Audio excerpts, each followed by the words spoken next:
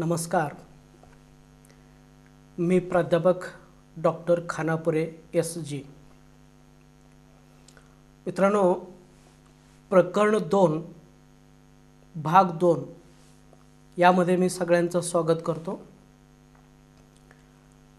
तर या भागामध्ये आपण बघणार आहोत की आपले विरोधक कोण आहेत आणि ते कशा पद्धतीने षडयंत्र रचतात आणि त्यांच्यावरती उपाय काय आहे. तर आपण मागच्या व्हिडिओमध्ये प्रकरण 13 पर्यंत बघितलं होतं.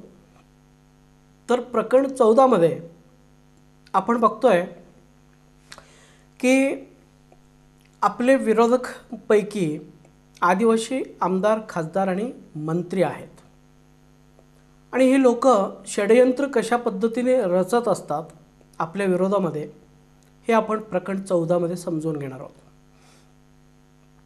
मित्रांनो, 1956 ला जेव्हा एरिया रिस्ट्रिक्शन लावण्यात आला आणि नंतर 1976 ला एरिया रिस्ट्रिक्शन उठवण्यात आला. 76 ला उठवल्यानंतर की विस्तारित क्षेत्रातील जे आदिवासी होते तर त्या आदिवासींना पुन्हा एकदा 1950 प्रमाणे अनुसूचित जमातीच्या यादीमध्ये समाविष्ट करण्यात आला. तर हे 1956 ते 1976 असे 20 वर्ष फक्त TSP मधल्या लोकांना STचे लाभ मिळत होते आणि म्हणून ही लोक त्या संपूर्ण आदिवासी विभागाचे मालक झाले होते.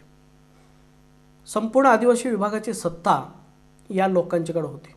तिथले अनुदान, तिथले आमदारकी, तिथले खासदारकी, त्याच्यानंतर आदिवासींचे वेगवेगळे फायदे हे सगळे ती लोक लुटत होते, उपयोगात आणत होते. परंतु 76 मध्ये ह्या क्षेत्रबंधनामधली लोकांना ॲड केल्यामुळं ती लोक अस्वस्थ झाले. कारण त्यांना वाटत होतं की कायमस्वरूपीच ह्या महाराष्ट्र शासनाचा आदिवासी विकास विभाग आपल्याकडे असायला पाहिजे. आपणच ST मधून आमदार, खासदार झाले पाहिजे, मंत्री झाले पाहिजे, आपल्यालाच हे सगळं अनुदान वापरता यायला पाहिजे असं त्यांना वाटत होतं. कारण 20 वर्षामध्ये ते पूर्णपणे मालक झाले होते. पण 76 मध्ये एरिया रिस्ट्रिक्शन उठल्यामुळं आणि OTSP मधल्या लोकांना STच्या लिस्टमध्ये पुन्हा एकदा ॲड केल्यामुळं ही लोक अस्वस्थ झाले. ह्यांना भीती वाटायला लागले की आपल्या हातातून आता सत्ता जाणार, आपल्यातला आमदार, खासदार विस्तारित भागामध्ये द्यावं लागणार, आपल्याला मिळत असलेला जो अनुदान आहे त्याच्यामध्ये आपल्याला विभागणी करावं लागणार असं ह्या लोकांना वाटायला लागलं. आणि म्हणून ही लोक OTSP मध्ये असणारे जी काय आदिवासी समाज आहे, म्हणजे जवळपास 33 ते 35 जमाती आहेत, या लोकांना पुन्हा एकदा जसं 56 मध्ये आपण केलं होतं तसं पुन्हा एकदा ह्या लोकांना कशा पद्धतीने या अनुसूचित जमातीच्या यादीतून काढून टाकता येईल, प्रत्यक्ष किंवा अप्रत्यक्षपणे कसं ह्या लोकांना त्याच्यातनं बाहेर टाकता येईल आणि फक्त त्यांचं पॉप्युलेशनचं, त्यांचं लोकसंख्येचा आपल्याला लाभ घेता येईल, याचं षडयंत्र ह्या लोक रचत राहिले. आणि यासाठी त्या लोकांनी खूप काम केले, विविध पद्धतीने काम केले. आणि तुम्हाला माहीत आहे की त्याच्यातलाच एक भाग म्हणून ह्या लोकांनी एक गोविंद गारे नावाच्या एका व्यक्तीकडून जे अधिकारी होते, त्या आदिवासी विभागामध्ये ते ॲक्च्युली अधिकारी होते आणि ते स्वतः पुणे जिल्ह्यातील TSP मधलं एक महादेव कोळी सदस्य होते आणि त्यांच्यामार्फत त्यांच्या पदाचा गैरफायदा घेऊन ह्या लोकांनी त्यांना एक संदर्भ ग्रंथ लिहायला सांगितलं. आदिवासींच्या बाबतीत तुम्ही काय करा, पडताळणी समितीसाठी एक संदर्भ ग्रंथ लिहा. आणि त्या व्यक्तीने, डॉक्टर गोविंद गारेने ट्राइब्स ऑफ महाराष्ट्र आणि इथेनोग्राफिकल नोट्स अशा पद्धतीने त्यांनी त्या 2 पुस्तक तयार केले. त्याला शासकीय प्रकाशन म्हणतात. शासनाच्या माध्यमातून हे प्रकाशित करण्यात आलं, कारण सत्ता त्यांच्या हातात होती. आणि मग तिथून पुढं ह्या लोकांनी त्या पुस्तकाच्या आधारे बरेचसे GR काढत राहिले. ह्या पुस्तकामध्ये भरपूर काही चुकीच्या गोष्टी लिहिलेल्या आहेत. मी आता न सांगता तुम्ही फक्त लक्षात घ्या की डॉक्टर गोविंद घारेंच्या माध्यमातून 2 पुस्तकं लिहून घेण्यात आले आणि त्या 2 पुस्तक अतिशय चुकीचे लिहिण्यात आले होते. विस्तारित क्षेत्रातील लोकांच्या विरोधामध्ये लिहिण्यात आले होते. उदाहरण मी तुम्हाला सांगतो त्याच्यामध्ये काय लिहिलं होतं. त्यांनी सांगितलं होतं की कोळी आणि महादेव कोळी यांचा काही संबंध नाही. महादेव कोळी कोळ्यांचं उपविभाग नाही आहे, उपशाखा नाही आहे. महादेव कोळी एक स्वतंत्र जमात आहे आणि महादेव कोळी शेड्यूल ट्राईबमध्ये येतो आहे. कोळी हा OBC मध्ये येतो. त्यांच्या चालीरीती, यांच्या चालीरीती, त्यांचे पूर्वज, यांचे पूर्वज सगळं वेगळं आहे. यांचा आणि त्यांचा काही संबंध नाही. त्याच्यानंतर त्यांनी लिहिलं होतं की महादेव कोळी म्हणा किंवा आदिवासी समाज जे आहे तो फक्त 5 जिल्ह्यातील 38 तालुक्यामध्येच राहतो.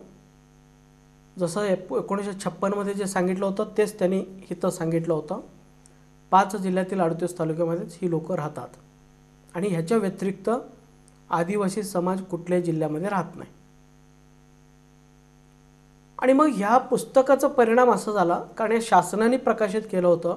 ऑथेंटिक बुक्स होते, ह्या ऑथेंटिक संदर्भ ग्रंथ म्हणून त्या पडताळणी समित्यांच्या हातात दिलं गेलं. हे संदर्भ ग्रंथ तुम्ही वापरा आणि या पद्धतीने तुम्ही व्हॅलिडिटी द्या. आणि त्याच्यातनं हे संदर्भ ग्रंथ म्हणून ती लोक वापरायला लागले. आणि मग त्याच आधारे TSP मधल्या लोकांनाच फक्त त्याने व्हॅलिडिटी द्यायला लागले. OTSP मधल्या लोकांना ते नाकारायला लागले. कारण त्या पुस्तकामध्ये लिहिलं होतं की फक्त 5 जिल्हे आणि 38 तालुक्यामध्येच ही लोकं राहतात, इतर ठिकाणी राहत नाही. म्हणून त्या 5 जिल्हे आणि 38 तालुक्यामधली लोक आल्यानंतरच ही व्हॅलिडिटी देत होते. इतर जिल्ह्यातले लोक आले तर ही व्हॅलिडिटी नाकारत होते. त्याच्यानंतर ह्या आदिवासी आमदार, खासदार आणि मंत्र्यांनी अजून काय केलं, त्यानंतर ह्या लोक शासनावरती दबाव आणायला निर्माण केले. राज्य शासनावरती दबाव आणून आपल्या विरोधामध्ये चुकीचे परिपत्रक काढत राहिले. तुम्हाला माहीत आहे 24/4/85चा जो परिपत्रक आहे तो परिपत्रक राज्य शासनावरती दबाव आणून काढून घेतलेला परिपत्रक आहे.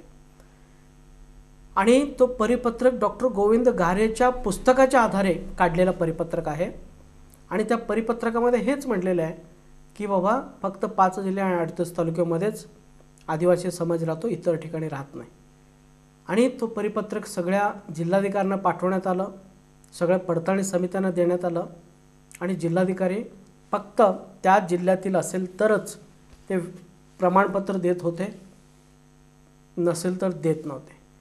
म्हणून सगळ्या जिल्ह्यामध्ये जे प्रमाणपत्र देणं बंद झालं ते ही 24/4/85 GR मुळे बंद झालेलं आहे. आणि तो GR पूर्णपणे चुकीचा आहे, कारण चुकीच्या संदर्भ ग्रंथाच्या आधारे तो बनवला गेलेला आहे. त्याच्यावरती आपण स्वतंत्र चॅप्टर बघणार आहोत.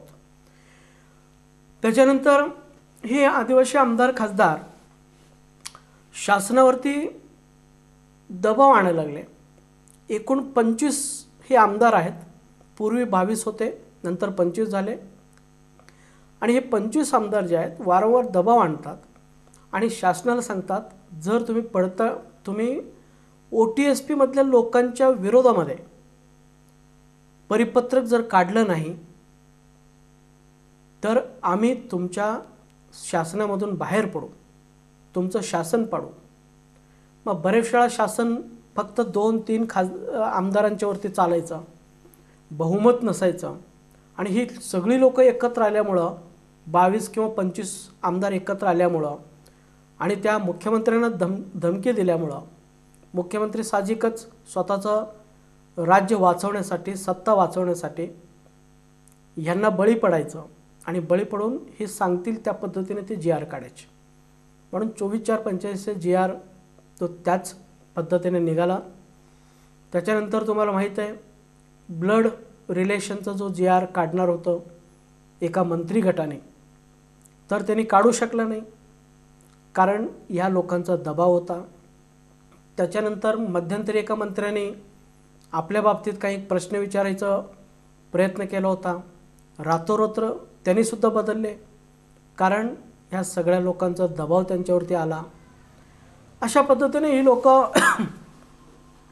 राज्य शासनातील मुख्यमंत्र्यावर, प्रत्येक आमदारावरती, मंत्र्यांच्यावरती दबाव आणतात आणि आपल्या विरोधामध्ये परिपत्रक काढण्यासाठी भाग पाडतात.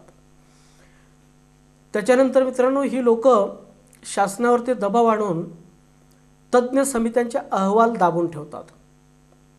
तुम्ही म्हणाल सर तुम्ही पहिल्या व्हिडिओमध्ये एवढ्या सगळ्या अहवाल सांगितला आणि त्या अहवालाचं काय झालं? सुधीर जोशींचा अहवाल काय झालं? सुरेश धसचा अहवाल काय झालं?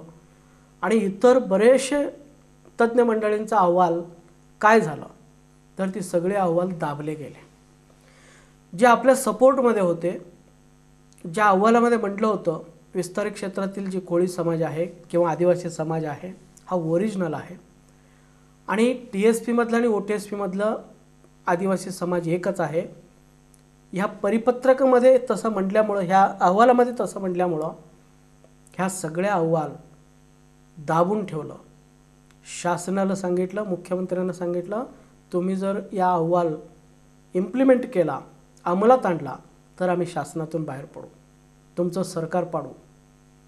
शेवटी कुणी असो आपलं सरकार टिकलं पाहिजे, आपण टिकले पाहिजे, आपल्याला खुर्ची मिळायला पाहिजे हा प्रत्येक माणूस विचार करतो.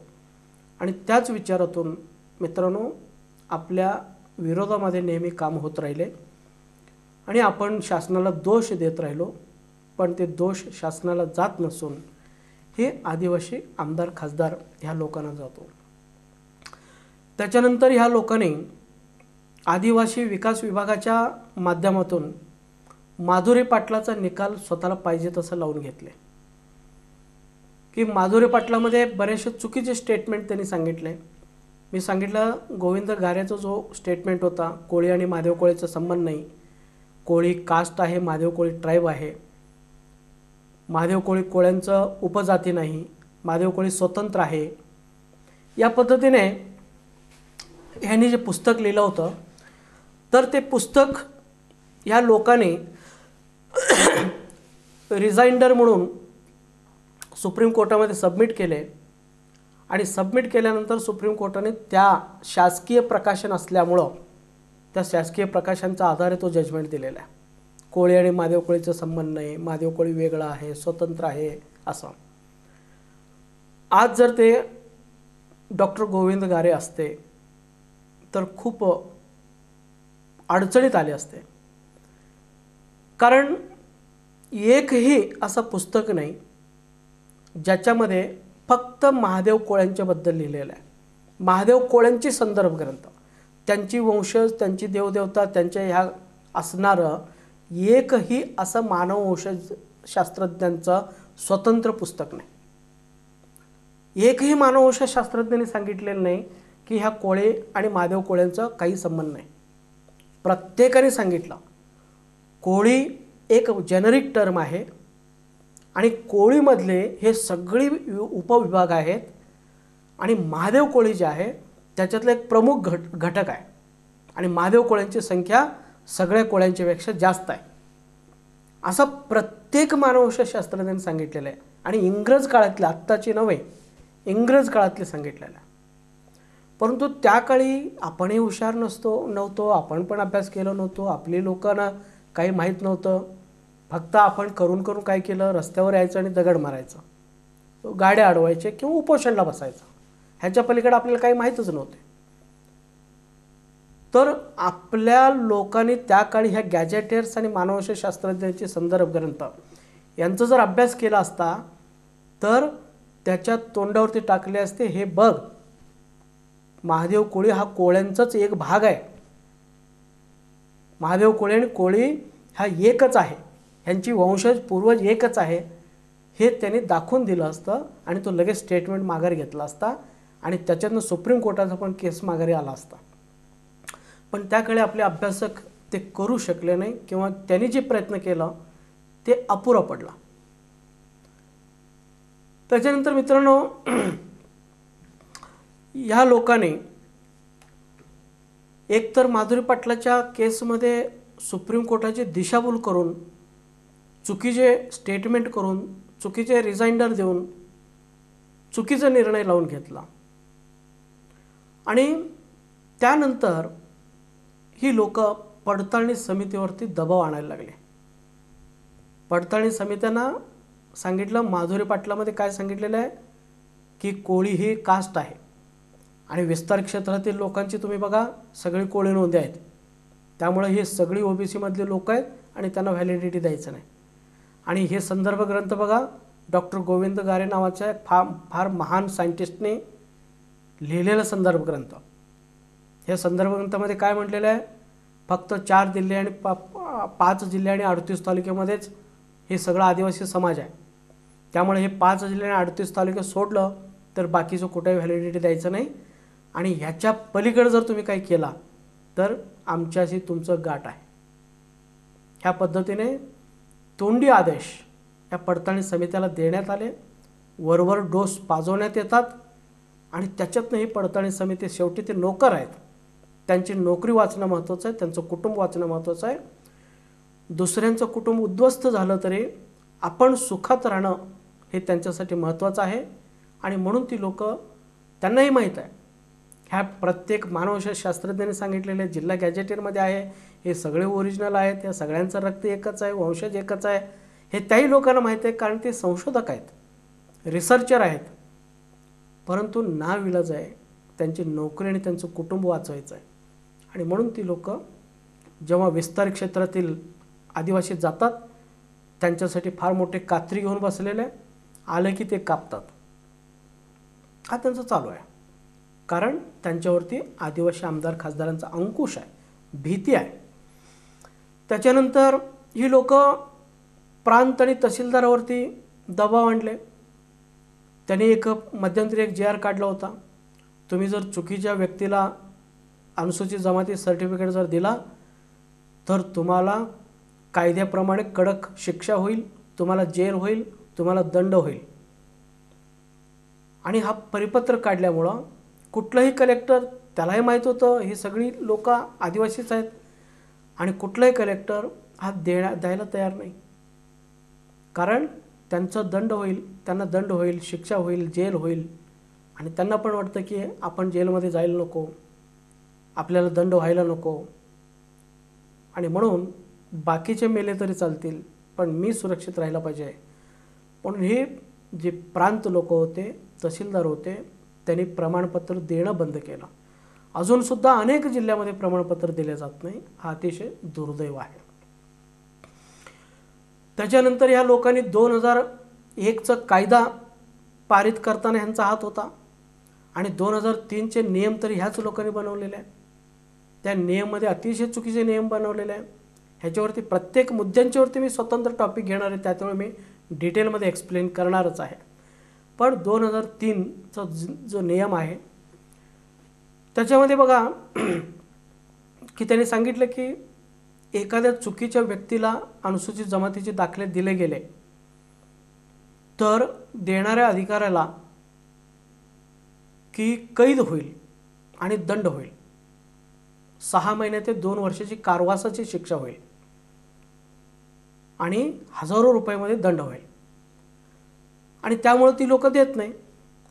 आणि त्यामध्ये असं म्हटलेलं नाही, जर एखादा ओरिजिनल आदिवासी असेल, खरोखर आदिवासी असेल आणि त्याला जर तुम्ही नाकारला,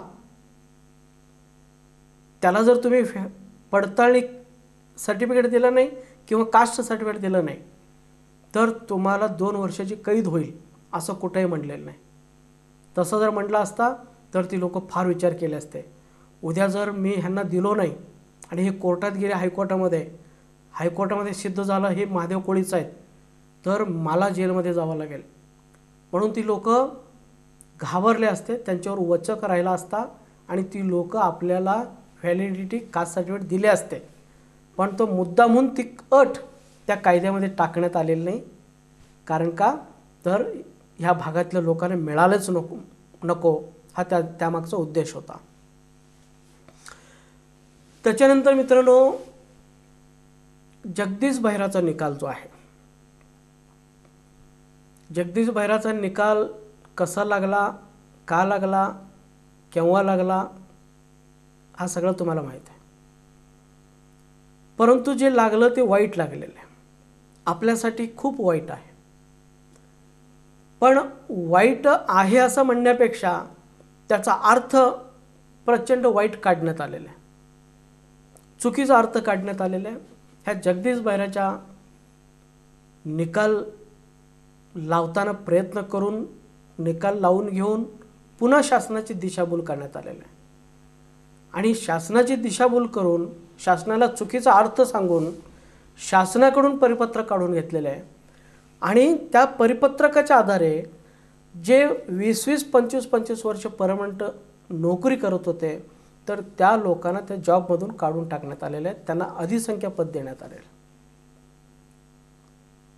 कारण नसताना ह्या कायमस्वरूपी नोकरीत असणाऱ्या लोकांना ह्या लोकांनी दबाव तंत्राचा वापर करून चुकीचा अर्थ काढून एक GRच्या आधारे, अधिसंख्य पदाच्या आधारे सगळ्यांना तात्पुरती सेवेमध्ये ठेवलेलं आहे. आणि विस्तारित क्षेत्रातील 33 जमातीपैकी लाखो कुटुंब उद्ध्वस्त केलेले आहेत. त्याचबरोबर ही लोक वारंवार मंत्रिमंडळातील मंत्र्यांच्यावरती, मुख्यमंत्र्यांच्यावरती, राज्यपालांच्यावरती, आमदार खासदारांच्यावरती दबाव तरी आणतात, परंतु त्यांची दिशाभूल करतात, त्यांना चुकीची माहिती देतात, त्यांचं काउन्सिलिंग करतात, नकारात्मक अँगलने काउन्सिलिंग करतात. त्या लोकांना समजून सांगतात की आम्हीच ओरिजिनल आहोत आणि ते सगळे आमच्यामध्ये घुसलेले आहेत, आमच्या पोटावरती पाय ठेवतात, हे सगळे बोगस आहेत, अमुक आहेत, तमुक आहेत. आणि मग त्यांच्याबद्दल ह्या लोकांना सहानुभूती पण वाटतो. आणि मग ते सांगतील त्या पद्धतीने इतर आमदार, खासदार, मंत्रीसुद्धा आपल्याला बोगस असं समजतात. जरी ते प्रत्यक्षात बोलत नसले तरी ते मनातून 100% समजतात की ही लोक बोगस आहेत. पण याच्यातलं कोणीही आमचे डॉक्युमेंट बघायला तयार नाही, आमचं म्हणणं ऐकून घ्यायला तयार नाही. मानवशास्त्रज्ञाने काय म्हटलं, जिल्हा गॅजेटमध्ये काय आहे, ह्याची कुठेही चौकशी करायला तयार नाही. फक्त त्या लोकांच्या सांगण्यावरून ही लोक आपल्यावरती संशय घेतात. ही अतिशय दुर्दैवी घटना आहे. त्याच्यानंतर मित्रांनो, ही लोक मीडियासमोर येतात. इलेक्ट्रॉनिक मीडिया असू दे, प्रिंट मीडिया असू दे. प्रिंट मीडियातून वेगवेगळे आर्टिकल देतात. बोगस, घुसखोर, जातचोर असे शब्द वापरून अपमान करतात. आणि त्याचबरोबर मीडियाच्या माध्यमातून पत्रकार परिषद घेऊन ही लोक पुन्हा दाखवतात, ते पहा ह्या सगळ्यांची प्रकरण अवैध झालेलं आहे, कोर्टाने यांना सांगितलेलं आहे की तुम्ही STमध्ये नाही आहे, पडताळणी समितीने सांगितलेलं आहे, तरीसुद्धा ही लोक STमध्ये घुसतात. बघा आमच्या पोटावरती पाय ठेवतात, आम्ही गरीब आहे, आम्ही कुपोषित आहे, आमचे बालक मरत आहेत, आम्ही जंगलात राहतो, डोंगरात राहतो, दऱ्याखोऱ्यात राहतो. ह्या पद्धतीने मीडियाच्या समोर येऊन एक भावनिक आव्हान करतात, एक महाराष्ट्रातील जनतेला ब्लॅकमेल करतात. आणि लोकांना वाटायला लागतं हो खरं आहे, ही लोक चांगल्या ठिकाणी राहतात आणि ती लोक जंगलात दऱ्याखोऱ्यात राहतात आणि म्हणून ही लोक बोगस असतील आणि ती लोक खरे असतील. परंतु समाजातलं कुठलीही व्यक्ती आमच्याकडले डॉक्युमेंट बघायला तयार नाही, आमचं म्हणणं ऐकून घ्यायला तयार नाही. फक्त आम्ही एक सुपीक जमिनीमध्ये राहतो म्हणून ही लोक आपल्याला बोगस आदिवासी म्हणतात. मित्रांनो, आम्ही जरी सुपीक जमिनीमध्ये राहत असो, आम्ही जरी चांगल्या शहरामध्ये राहत असो, तरी आमच्यातलं जो समाज आहे, आपला जो समाज आहे, हा समाज पूर्णपणे पुन्हा मागासलेलाच आहे. पूर्वी जितकं मागासलेला होता 1950 पूर्वी, तितकंच मागासलेला हा समाज आहे. ह्याची प्रगती झालेलीच नाही आहे. फक्त राहायला हे चांगल्या ठिकाणी आहे. आज तुम्ही बघा, हे जे 25 आमदार आहेत, ह्या 25 आमदारांची इलेक्शन वेळी भरत असलेला त्यांचं इस्टेट काढा, तर त्या इस्टेटमध्ये या लोकांनी दाखवलेलं आहे 6 कोटी ते 10 कोटी, म्हणजे कागदोपत्री दाखवलेले 6 कोटी ते 10 कोटी यांचं उत्पन्न आहे, इन्कम आहे किंवा इस्टेट आहे. मित्रांनो, एक आमदारांची 6 10 कोटी जर उत्पन्न असेल, इन्कम असेल, इस्टेट असेल, तर ह्या विस्तारित क्षेत्रातील सगळ्या आदिवासींचं उत्पन्न तेवढं नाही एक आमदार इतकं. मग आम्हाला सांगा की गरीब कोण आहेत, आदिवासी कोण आहेत, मागासलेले कोण आहेत. आणि ठीक आहे, जरी इकडली लोक प्रगत आहे जरी तुम्ही म्हणत असाल, तर शेवटी त्यांचं जात तर जात नाही. आज वर्षानुवर्ष काही लोक मंत्री आमदार झाले, मंत्री झाले, एसटीच्या कोट्यातून हजारो कोटी पैसा त्यांच्या मागे पडून आहे. दाखवण्याची दात आणि खाण्याची दात वेगळे आहेत. हजारो कोटी पडून आहे म्हणून काय तुम्ही त्यांचे एसटीची व्हॅलिडिटी काढून घेता, कास्ट सर्टिफिकेट काढून घेता, त्यांची जात जप्त करता येत नाही. भले ही लोक मुख्यमंत्री जरी झाले तर ते महादेव कोळी मल्हार कोळीच राहणार आहे. भले राष्ट्रपती झाले तरी ते कोळीच राहणार आहेत. जात बदलता येत नाही आणि त्या जातीला मिळणारी सवलती हे कधी तुम्हाला थांबवता येत नाही. म्हणून विस्तारित क्षेत्रातील लोक आणि क्षेत्रबंधांतील लोक यांचं जर तुम्ही कंपॅरिझन करत असाल आणि इकडल्या लोकांना जर तुम्ही सुधारित आणि श्रीमंत म्हणत असाल, एकतर ती पूर्णपणे चुकीचं आहे. आणि त्याचबरोबर तुम्ही प्रत्यक्षात बघा की त्यांची परिस्थिती अतिशय दुर्दैवाची आहे, गरिबीची आहे. आणि ते किती मोठे झाले तरी त्यांची सवलती त्यांना द्यावंच लागणार आहे. त्यानंतर मित्रांनो, ही लोक, हे आदिवासी आमदार, खासदार, मंत्री, ही लोक केंद्र शासनाकडे चुकीची आकडेवारी दाखवतात. आता जर तुम्ही म्हणत असाल की विस्तारित क्षेत्रातील लोक हे बोगस आहेत, तर विस्तारित क्षेत्रातील लोक बोगस असतील तर त्या लोकांची जी लोकसंख्या आहे ते तुम्ही अनुदान मिळवण्यासाठी वापरता का? तुमच्या वेबसाईटवरती त्यांची आकडेवारी का दाखवता? केंद्र शासनाला ती आकडेवारी का पाठवता? केंद्र शासनाकडून 9% अनुदान का घेता? फक्त तुम्ही 4% घ्या. तुम्ही लिहून द्या, तुम्ही जाहीरपणे सांगा की तुमच्या TSP मध्ये लोकसंख्या हे 9% आहे म्हणून. तर 9% आदिवासी लोक नसताना सुद्धा तुम्ही अनुदान घेता, म्हणजेच तुम्ही जी आकडेवारी दाखवता तो भोगस आकडेवारी आहे. तुम्ही विस्तारित क्षेत्रातील आकडेवारी दाखवता.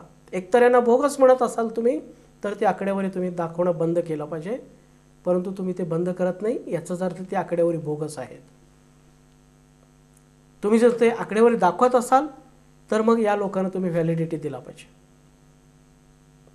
त्याच्यानंतर ही लोक निवडणूक आयोगाला भोगस आकडेवारी दाखवतात, चुकीची आकडेवारी दाखवतात, विस्तारित क्षेत्रातील आकडेवारी दाखवतात आणि त्यांच्याकडनं जादा जसं केंद्राकडनं जादा अनुदान घेतात तसं निवडणूक आयोगाकडनं जादा आमदार, खासदार ह्यांचे मतदारसंघ मागून घेतात. खरं म्हणजे ह्यांना मिळालं पाहिजे होते 11 आमदार आणि 2 खासदार, आणि ह्यांना मिळतात 25 आमदार आणि 4 खासदार. मग ही एक्स्ट्रा 14 आणि 2 कुठून आले? तर हे आले आमच्या लोकसंख्येवरनं. कारण का? तर आमच्या आकडेवारी त्या ठिकाणी दाखवलं जातं आणि हे सगळं बंद होणं गरजेचं आहे. त्यानंतर ह्या लोक आदिवासी संघटनेच्या माध्यमातून, वेगवेगळ्या संघटनेच्या माध्यमातून आपल्या विरोधामध्ये अनेक षडयंत्र रचत असतात. उदाहरणार्थ की आदिवासी संघटनेच्या माध्यमातून, त्याच्यातले काही मोजक्या लोकांच्या माध्यमातून ही लोक त्या आदिवासी गरीब जनतेमध्ये विस्तारित क्षेत्रातील आदिवासींच्या बद्दल गैरसमज पसरवतात. ती लोक बोगस आहेत, जातचोर आहेत, खोटे आहेत, ओपनमधले आहेत, त्यांचा आणि आपला काही संबंध नाही, नाम सदृश आहेत, योगायोगाने त्यांची कोळी नोंद आहेत, आपले कोळी आहेत, आपण मूळ आहोत, आपण ओरिजिनल आहोत, आपण ह्या देशाचे नागरिक आहोत, आपण ह्या देशाचे मालक आहोत. अशा पद्धतीने विस्तारित क्षेत्रातील कोळी समाजाबद्दल म्हणा, आदिवासी समाजाबद्दल म्हणा, त्या गोर गरीब सर्वसामान्य आदिवासींच्यामध्ये भडक भाषण देऊन, भडकाऊ वक्तव्य करून त्यांना चेतावलं जातं, पेटवलं जातं आणि आपल्या विरोधामध्ये आंदोलन करण्यासाठी त्यांना तयार केलं जातं. किंवा OTSP मधल्या लोकांच्या बाजूने जर शासन परिपत्र काढत असेल तर शासनाच्या विरोधामध्ये आंदोलन करण्यासाठी त्या लोकांना एकत्र केलं जातं. त्याचबरोबर ही संघटना आणि ह्या संघटनेतले काही कार्यकर्ते ही लोक पडताळणी समितीवरती दबाव आणतात, पडताळणी समित्यांच्यामध्ये जाऊन बसतात आणि त्या लोकांच्यामध्ये दबाव आणतात आणि या भागातील लोकांना तुम्ही व्हॅलिडिटी देऊ नका अशा पद्धतीने सांगून विस्तारित क्षेत्रातील लोकांची प्रकरण अवैध करून घेतात. यांची कंपल्सरी माणसं त्या प्रत्येक पडताळणी समितीमध्ये हजर असतात. त्याच्यानंतर ही लोक,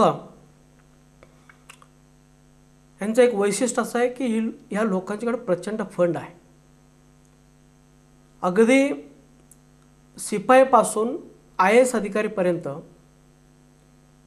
त्यांच्या समाजातली जी लोक असतील, नोकरदार असतील, त्यांच्याकडनं ही लोक फार मोठ्या प्रमाणामध्ये फंड उभं करतात.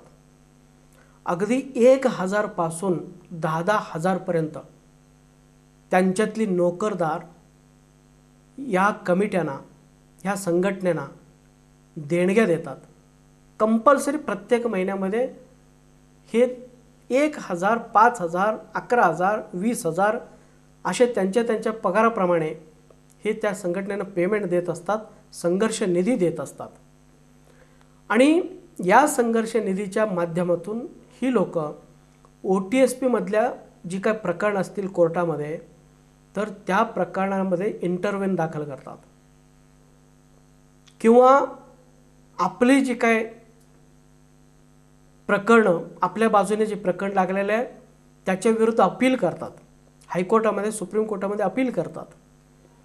किंवा बरेच वेळा ही लोक आपले जे वकील आहेत, आपले वकिलांना सुद्धा मॅनेज करतात, कारण ह्यांच्याकडे प्रचंड फंड आहे, पैसा आहे. त्याच्यानंतर मित्रांनो, ह्या संघटनासुद्धा प्रिंट मीडियाच्या माध्यमातून, इलेक्ट्रॉनिक मीडियाच्या माध्यमातून विस्तारित क्षेत्रातील लोकांच्या बाबतीत अपप्रचार करतात. जसं आमदार खासदार करतात त्याच पद्धतीने ह्या संघटनेचे कार्यकर्ते करत असतात. आणि विशेष म्हणजे ह्या सगळ्यांची 1950 पूर्वीची नोंदी हे सगळे खोटे आहेत, बोगस आहेत. त्या भागातील महादेव कोळी किंवा डोंगर कोळ्यांची फक्त कोळी नोंदी आहेत, ते OBC मधल्या नोंदी आहेत. त्यानंतर तिकडल्या अंध लोकांचे कोळी अंध म्हणून आहेत. प्रधान लोकांची कोळी असायला पाहिजे होतं प्रधान आणि आहे प्रधान. अशा पद्धतीने ह्यांची नोंदी तसं स्ट्रिक्टली बघितलं तर ते चुकीचे आहे. परंतु सत्तेची नशा, सत्तेची ताकद ह्यांच्याकडे जबरदस्त आहे. 25 आमदार म्हणजे एक सरकारला पाडण्याची ताकद आहे. 4 खासदार म्हणजे एक केंद्र शासनाला हलवण्याची ताकद आहे. त्यामुळे केंद्र शासन आणि राज्य शासन ह्या दोन्ही ह्यांच्याच भीतीखाली असल्यामुळं, दबावाखाली असल्यामुळं ही लोक काही करू शकतात. स्वतःचे डॉक्युमेंट काही असले तरी त्यांना सहजपणे व्हॅलिडिटी मिळतात, परंतु इतरांच्या डॉक्युमेंटवरती मात्र ऑब्जेक्शन घेत सगळ्या TV चॅनलमधून, पेपरमधून, न्यूजपेपर्समधून प्रचार प्रसार, यूट्यूबमधून, फेसबुकमधून प्रचार करत फिरतात, कारण त्यांच्याकडे सत्ता आहे. आणि एकता आहे, प्रचंड पैसा आहे, आपण विभागले गेलेलो आहोत, आपली परिस्थिती गरिबीची आहे, आपली लोक पैसा द्यायला तयार नाही आणि आपली लोक लढायला तयार नाही, कॉन्फिडन्स हरवलेला आहोत आपण, आणि त्याची ती लोक गैरफायदा घेतात आणि या पद्धतीने आपल्याला अडचणीत आणतात. त्याच्यानंतर मित्रांनो, आपण आपले विरोधकामध्ये 14व्या प्रकरणामध्ये बघितलं, आमदार, आदिवासी आमदार, खासदार हे आपले विरोधक आहेत. 14व्या प्रकरणामध्ये आपण आदिवासी संघटना बघितलो आणि 13व्या प्रकरणामध्ये आपण आदिवासी आमदार खासदारांचे बघितलो. त्यानंतर आपले विरोधकामध्ये आणखीन आहेत, ते म्हणजे डॉक्टर गोविंद गारेंचं संदर्भ ग्रंथ. मी तुम्हाला सांगितलं, गोविंद गारे सुद्धा त्याच भागातला एक महादेव कोळी होता आणि ह्या माणसाने जे पुस्तक लिहिलेलं आहे त्याचं फक्त एकच ध्येय होतं, विस्तारित क्षेत्रातील सगळ्या आदिवासी जमातींना पुन्हा एकदा ह्या अनुसूचित जमातीच्या यादीतून कायमस्वरूपी काढून टाकणे, हा त्याचा मुख्य उद्देश होता. आणि ते मुख्य उद्देश त्यांनी डोळ्यासमोर ठेवूनच हा सगळा पुस्तक लिहिला होता. आणि ह्या पुस्तकामध्ये मी तुम्हाला सांगितलं की बरेचसे चुकीचे स्टेटमेंट त्यांनी केलं होतं. त्याच्यातलं पहिलं स्टेटमेंट होतं, कोळी आणि महादेव कोळी याच्यामध्ये काही संबंध नाही. परंतु ह्या माणसांनी कधीही महादेव कोळ्यांची स्वतंत्र संदर्भ ग्रंथाचा उल्लेख कुठेही केलेला नाही. असं एकही जगामध्ये पुस्तक नाही की ज्याच्यामध्ये फक्त महादेव कोळ्यांचा उल्लेख आहे. मल्हार कोळी, ढोर कोळी, टोकरे कोळी, सोन कोळी, मच्छीमार कोळी, वैती कोळी ह्या लोकांचा उल्लेख अजिबात नाही, फक्त महादेव कोळ्यांचा उल्लेख आहे. असं एकही मानववंशशास्त्रज्ञांनी पुस्तक लिहिलेलं नाही. मानववंशशास्त्रज्ञांचंच पुस्तक ऑथेंटिक असतात. हे बाकीचे आलतूपालतू जे लोक लिहितात ह्यांच्या पुस्तकाला काही महत्त्व नसतो. हे स्वतःचा एक स्वार्थ ठेवून ती लोक लिहिलेले असतात. हा डॉक्टर गोविंद गारे का मानववंशशास्त्रज्ञ नव्हता, हा असा एक अधिकारी होता आणि त्या माणसाने ते लिहिलेलं आहे. त्यामुळे त्या पुस्तकावरती आपण ऑब्जेक्शन घेऊ शकतो, त्या कायद्यावरती ऑब्जेक्शन घेऊ शकतो. पण महादेव कोळ्यांची स्वतंत्र इतिहास असणारा, स्वतंत्र पूर्वज असणारा असं कुठे नाही. कुठलंही पुस्तक घेतला त्या पुस्तकामध्ये महादेव कोळी, मल्हार कोळी, टोकरे कोळी, ढोर कोळी, डोंगर कोळी, वैती कोळी, ख्रिश्चन कोळी, ह्या कुनम कोळी, पान कोळी ह्या सगळ्यांचीच नावं तिथं आलेली आहेत. याचाच अर्थ असं की कोळी हा एकच आहे.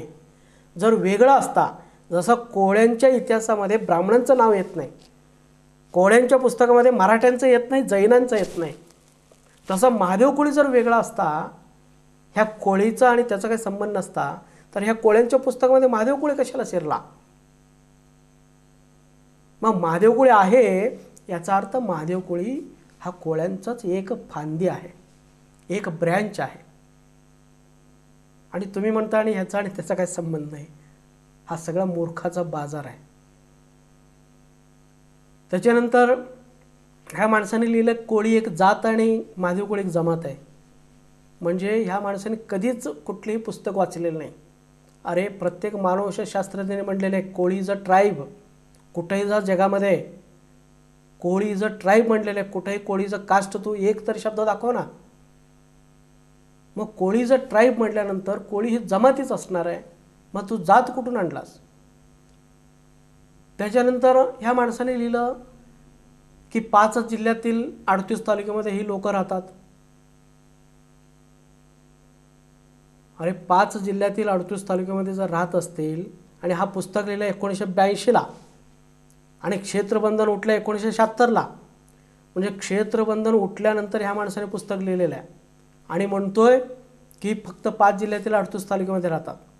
आणि संसद, अख्खा संसद म्हणजे भारतातील सर्वोच्च बॉडी ज्याला आपण म्हणतो, ज्याच्यावरती राष्ट्रपतीची सही होते, तर ती लोक म्हणतात की आदिवासी समाज सगळीकडेच आहे.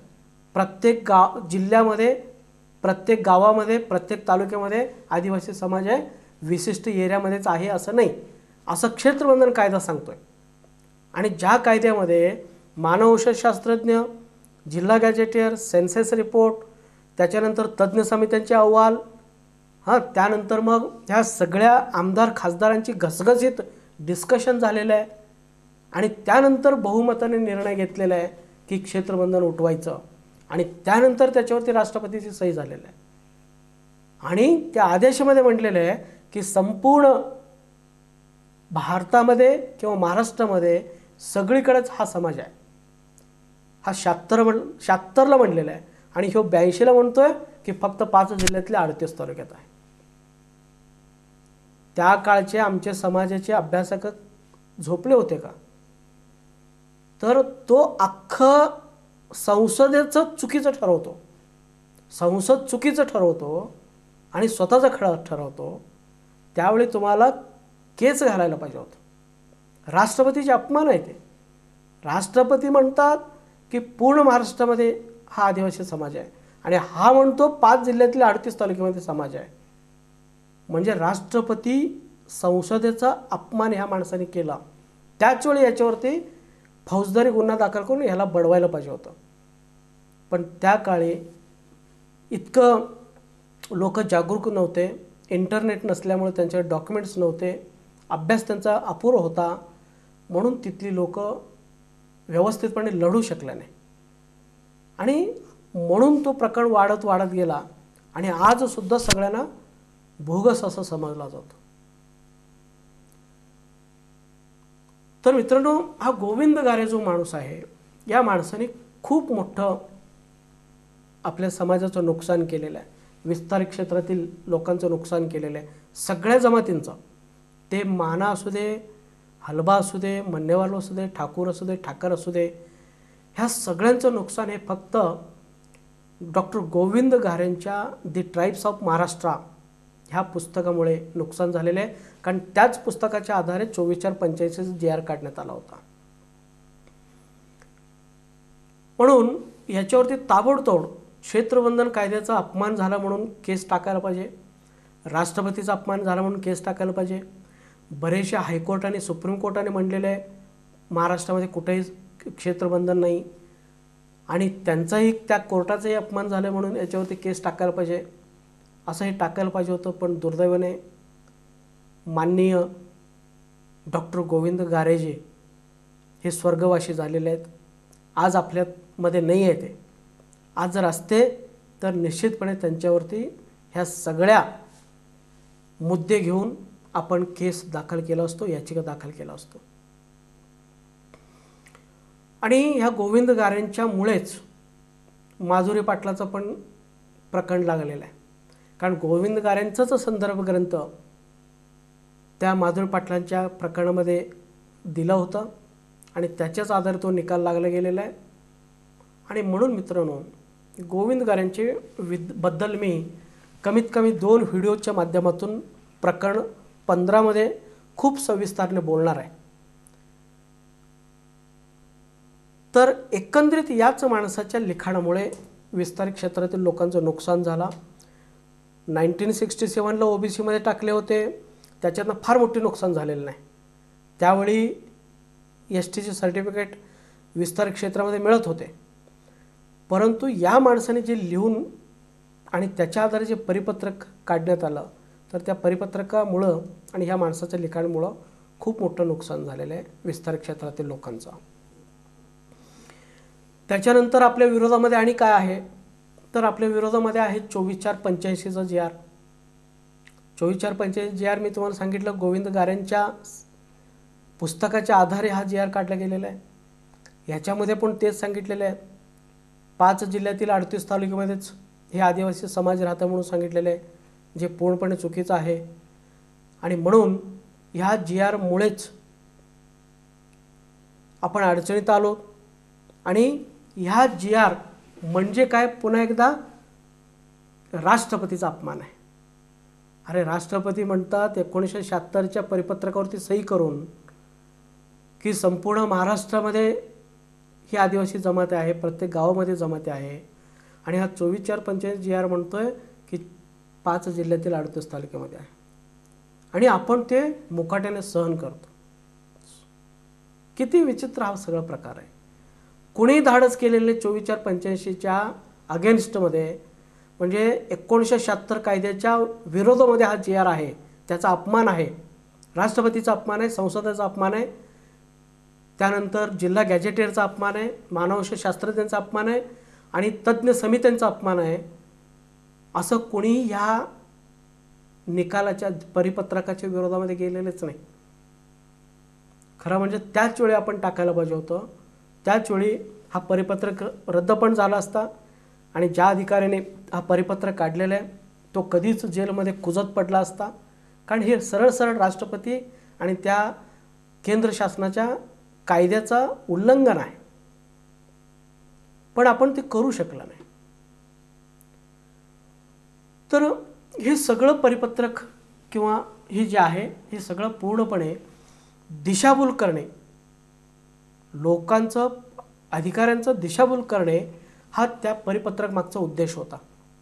त्या परिपत्रकामुळे काय झालं की प्रांतांच्या हातामध्ये जेव्हा हे परिपत्रक पडले तर प्रांत म्हणायला लागले, अरे माझा जिल्हा तरी सोलापूर आहे, कोल्हापूर आहे, सांगली आहे, सातारा आहे, माझा जिल्हा ह्या आदिवासी एरियामध्ये येत नाही, त्यामुळं माझ्या जिल्ह्यामध्ये आदिवासी लोक राहतच नाही. म्हणून सरळ सरळ तुम्ही अर्ज केलं तर ते नाकारायचे.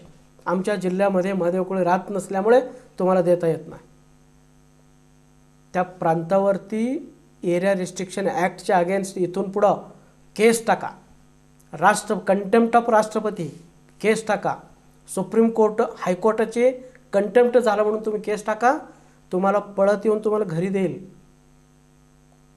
कुठल्याही प्रांताला म्हणता येत नाही माझ्या जिल्ह्यामध्ये आदिवासी समाज नाही. लक्षात ठेवा, एरिया रिस्ट्रिक्शन ॲक्टने सांगितलेलं आहे, सगळीकडे आहे. फक्त आपण त्यांच्यावर कंटेम्प्ट दाखल करत नाही म्हणून ती लोक सगळ्यांना नाकारतात. इथून पुढं तुम्ही वेगवेगळ्या कारणाने कंटेम्प्ट दाखल करा, तुमच्या घरी येऊन ते देतील. त्यामुळं ह्या 24/4/85च्या GR मुळे हे प्रांत लोक प्रमाणपत्र नाकारायला लागले. नंतर जर त्यांनी ते अर्जच द्यायचं बंद केले. अनुसूचित जमातीचं जातीचं सर्टिफिकेट काढण्यासाठी जो अर्ज असतो ते अर्जच त्यांनी मागवायचंच बंद केलं, त्यांनी ठेवायचंच बंद केलं. इतकं विचित्र ह्या लोकशाहीमध्ये हुकुमशाही चालू आहे आणि ती आपण सहन करतो. त्याच्या पुढचं सगळं हा प्रकरण आहे. मुकाट्याने सहन करतो, आनंदाने सहन करतो आणि पुन्हा आम्ही लिहून देतो वर, मी ह्याच्यातला नाही, मी अनुसूचित जमातीमध्ये मोडत नाही. खूप सगळा विचित्र हा प्रकार घडतोय. आणि याच परिपत्रकामुळे पडताळणी समितीसुद्धा आपल्याला प्रमाणपत्र देत नाही. कारण ते भले जरी तुम्हाला बोलून दाखवत नसतील तरी त्यांच्या डोक्यात बसलेले आहे फक्त 5 जिल्हा आणि 38 तालुका, फक्त आमदारांचा आदेश, ह्या 2च त्यांच्या डोक्यात आहेत. आणि म्हणून त्यांचं ठरलेलं असतो निर्णय आणि त्या निर्णयाप्रमाणे ते देत असतात. कुठल्या जिल्ह्यातला माणूस आहे ह्याच्यावरनं ती लोक ते निर्णय देत असतात. म्हणून विस्तारित क्षेत्रातील लोकांचे ते सरसकट अवैध करत असतात. तर ह्या परिपत्रकामुळेच आपलं खूप मोठं नुकसान झालेलं आहे, हे तुम्ही नेहमी लक्षात घ्या. आणि हे परिपत्रक सहजपणे आपण रद्द करू शकतो. फक्त रद्द करू शकतो असं नाही की ज्या माणसाने ह्या परिपत्रक काढलेलं आहे त्याला आपण जेलमध्ये पाठवू शकतो, इतकी ताकद आपल्यामध्ये आहे. कारण हे सरळ सरळ एरिया रिस्ट्रिक्शन ॲक्टचं उल्लंघन आहे, सुप्रीम कोर्टाचं उल्लंघन आहे, राष्ट्रपतीचं उल्लंघन आहे. तर 16व्या प्रकरणामध्ये आपण 24/4/85 बद्दल अजून सखोलमध्ये बघणार आहोत. त्याच्यानंतर प्रकरण नंबर 17मध्ये आपण माधुरी पाटलाचा निकालाबद्दल बघणार आहे. कारण निकालसुद्धा किंवा निकालमधले काही मुद्देसुद्धा आपल्या विरोधामध्ये आहेत. तर मित्रांनो, माधुरी पाटील नावाचे जे विद्यार्थिनी होते कोळी समाजाचे, तर ह्या विद्यार्थिनीचं प्रकरण सुप्रीम कोर्टाने नाकारला. तर ते का नाकारला वगैरे आपण खूप डिटेलमध्ये बघू. नाकारण्यामागचा उद्देश काय होतं, कारण काय होतं, त्या प्रकरण नंबर 17मध्ये आपण बघू. त्याच्यानंतर माधुरी पाटलांनी पडताळणी समित्यांच्यासाठी काही गाईडलाईन्स दिलेल्या आहेत. समितीची रचना कशा पद्धतीने असायला पाहिजे, समितीमध्ये कोण कोण मेंबर असायला पाहिजे, समितीची कार्यपद्धती कशी असायला पाहिजे, त्यांनी काय काय नियम पाळायला पाहिजे, हे काही गाईडलाईन्स दिलेले आहेत. ते गाईडलाईन्सबद्दल आपण बघू. त्याच्यानंतर माधुरी पाटलामध्ये आपल्या OTSP मधली जी लोकं आहेत त्यांच्या विरोधामध्ये कोणते मुद्दे आहेत आणि त्याच्यावरती कसं मात केलं पाहिजे. त्यानंतर आपल्या सपोर्टमध्ये काय मुद्दे आहेत आणि त्याचा आपण कसा उपयोग केला पाहिजे, आणि माधुरी पाटील या प्रकरणाचा विरोधक आणि पडताळणी समिती कशा पद्धतीने गैरफायदा घेत आहेत आणि आपल्यावरती अन्याय करत आहेत त्याच्यावरती पण आपण बघणार आहोत. त्यानंतर माधुरी पाटील या प्रकरणामुळं OTSP मधली जी लोकं आहेत त्यांच्यावरती किती विपरीत परिणाम झाला, किती लोक अनुसूचित जमातीच्या दाखल्यापासून वंचित राहिले, किती कुटुंब गरिबीमध्ये पुन्हा एकदा राहायला लागले, किती लोकांना स्वतःच्या हक्कापासून वंचित ठेवण्यात आला, हा सगळं आपण ह्या माधुरी पाटलामध्ये बघणार आहोत. आणि जर माधुरी पाटील प्रकरण रिओपनच करायचं झालं तर आपण कोणत्या मुद्द्यांच्यावरती रिओपन केलं पाहिजे. सगळे मुद्द्यावरती ऑब्जेक्शन घेऊन चालणार नाही, कारण त्याच्यातलं 90% आपल्या बाजूने आहे, फक्त 1-2% आपल्या विरोधामध्ये आहे. परंतु कोस्टल एरियातली लोकांनी जर मनावरती आणला तर हा माधुरी पाटलाचा प्रकरण तुम्ही रिओपन केला पाहिजे. आणि रिओपन करण्यापूर्वी तुम्हाला 1967चा कायद्यामध्ये जो आहे त्याच्यावरती एक दाखल केला पाहिजे केस, आणि ते केस जिंकल्यानंतर माधुरी पाटला रिओपन केला पाहिजे. आणि रिओपन केल्यानंतर मग तुम्हाला कोस्टल एरियामध्ये असून मासेमारीचे व्यवसाय जरी तुम्ही करत असाल तरीसुद्धा ST मध्ये सहजपणे तुम्हाला मिळणार आणि ते मिळणारच. त्याच्यानंतर या प्रकरण 17 मध्येच आपण प्रभुनारायण सुर्वेचं जजमेंट त्याच्यामध्ये काय म्हणलेलं आहे तेही आपण बघणार आहोत. त्यानंतर प्रकरण 18 मध्ये मित्रांनो पडताळणी समित्यासुद्धा आपल्या विरोधात आहेत. तर कोण कोण आपल्या विरोधात आहेत, काय काय ते षडयंत्र असतात आणि त्यांच्यावरती उपाय काय, हा सगळं या वेगवेगळ्या प्रकरणामध्ये आपण बघतो. तर प्रकरण नंबर 18 मध्ये आपण बघतो की पडताळणी समित्यांची कामकाज. मित्रांनो तुम्ही सगळ्यांनी अनुभवलेला आहे, हा विषय तुमच्यासाठी नवीन नाही, एक्सप्लेन करायची गरज नाही, कारण प्रत्यक्ष सगळ्यांचा अनुभव आहे त्याच्यातनं. सगळे लोक आपण 2-3 वेळा पडताळणी समित्यांचे अनुभव घेतलेले आहे. तर ही लोक आदिवासी आमदार खासदारांचे तोंडी आदेश मानतात. ही लोक घाऱ्यांचं पुस्तक हे संदर्भ ग्रंथ मानतात आणि ही लोक सतत आदिवासी संघटनेच्या दबावाखाली काम करतात. सतत ते तणावग्रस्त असतात, कोर्टामध्ये तणावग्रस्त असतात, कमिटीचे निर्णय देताना तणावग्रस्त असतात, कंटिन्यू ही लोक टेन्शनमध्ये असतात. तर इथं पडताळणी समित्याने हे ठरवलेलं आहे की बाबा आपण आधी आपली नोकरी वाचवण्यासाठी, आपलं कुटुंब जिवंत ठेवण्यासाठी, जगवण्यासाठी आपण आदिवासी आमदार खासदार ह्यांचं हे जे सांगतील ते आपण करायचं. डॉक्टर गोविंद घारेंनी जे लिहिलं त्या पद्धतीने आपण वागायचं आणि आदिवासी संघटना ज्यांना व्हॅलिडिटी द्या म्हणतील त्यांना द्यायचं, ज्यांना देऊ नका म्हणतील त्यांना नाकारायचं, हे त्यांनी ठरवलेलं आहे. आणि म्हणून विस्तारित क्षेत्रातील लोकांना हे कधीच देऊ शकत नाही. आणि विशेष म्हणजे ही लोक कोर्टाचे आदेश मानत नाही, हायकोर्टाचे आदेश मानत नाही. तुम्हाला माहीत आहे हायकोर्टाने कितीतरी वेळा ह्या लोकांना दंड केलेला आहे, कितीतरी वेळा झापलेला आहे. तुम्हाला अक्कल नाही, तुम्हाला कळत नाही, तुम्हाला ट्रेनिंग दिलं पाहिजे, तुम्ही पडताळणी समितीवर काम करायचे लायकीचे नाही, तुम्हाला जेलमध्ये पाठवलं पाहिजे, कितीतरी वेळा म्हटलेलं आहे, दंड केलेला आहे, पैसा वसूल केलेला आहे. तरीसुद्धा तिथं फक्त लिहून देतात पुढच्या वेळी आमच्याकडनं अशी चुका होणार नाही. आणि पुन्हा पुढच्या वेळी ज्या भावाच्या प्रकरणामध्ये लिहून दिलं त्या भावाच्याच दुसरा भाऊ गेला, पुन्हा त्याला अवैध करतात आणि पुन्हा कोर्ट झापतंय, पुन्हा ते लिहून देतात पुढच्या वेळी असं होणार नाही. हे कंटिन्यू चालू आहे. त्याच्यानंतर ही लोक जिल्हा गॅजेटेरला महत्त्व देत नाही. कुठलं मानवशास्त्रज्ञ आणि कोण मानवशास्त्र त्याचा अजिबात ही लोक अभ्यास करत नाही. सेन्सस रिपोर्ट ही लोक बघत नाही. खरं म्हणजे हे संशोधक आहेत, हे रिसर्च ऑफिसर्स असतात. ही लोक हे संशोधन करत असतात. तर हे कधीच डिस्ट्रिक्ट गॅजेटर वाचत नाही, कधीच सेन्सस रिपोर्ट बघत नाही. डिस्ट्रिक्ट गॅजेटर जर ही लोक वाचले असते तर कोणालाही त्यांनी नाकारले नसते. पण ही लोक नाकारतात, याचा अर्थ त्यांना ह्याच्याबद्दल काहीच माहीत नाही आहे. त्याच्यानंतर मानववंशशास्त्रज्ञ जे ऑथेंटिक लोक असतात आदिवासींच्याबद्दल लिहिणारे, त्यांचंही लोक मानत नाही. समित्यांचा अहवाल मानत नाही. कुठलीही समिती येऊ दे, काही अहवाल देऊ दे, त्याचा काही यांच्यावरती परिणाम होत नाही. फक्त आदिवासी मंत्री काय म्हणेल तेच ह्यांच्यासाठी सर्वस्व असतं. त्याच्यानंतर हे पडताळणी समित्या भेदभाव करतात. तुम्हाला माहीतच आहे, TSP आणि OTSPमध्ये सगळीकडेच कोळी नोंदी आहेत.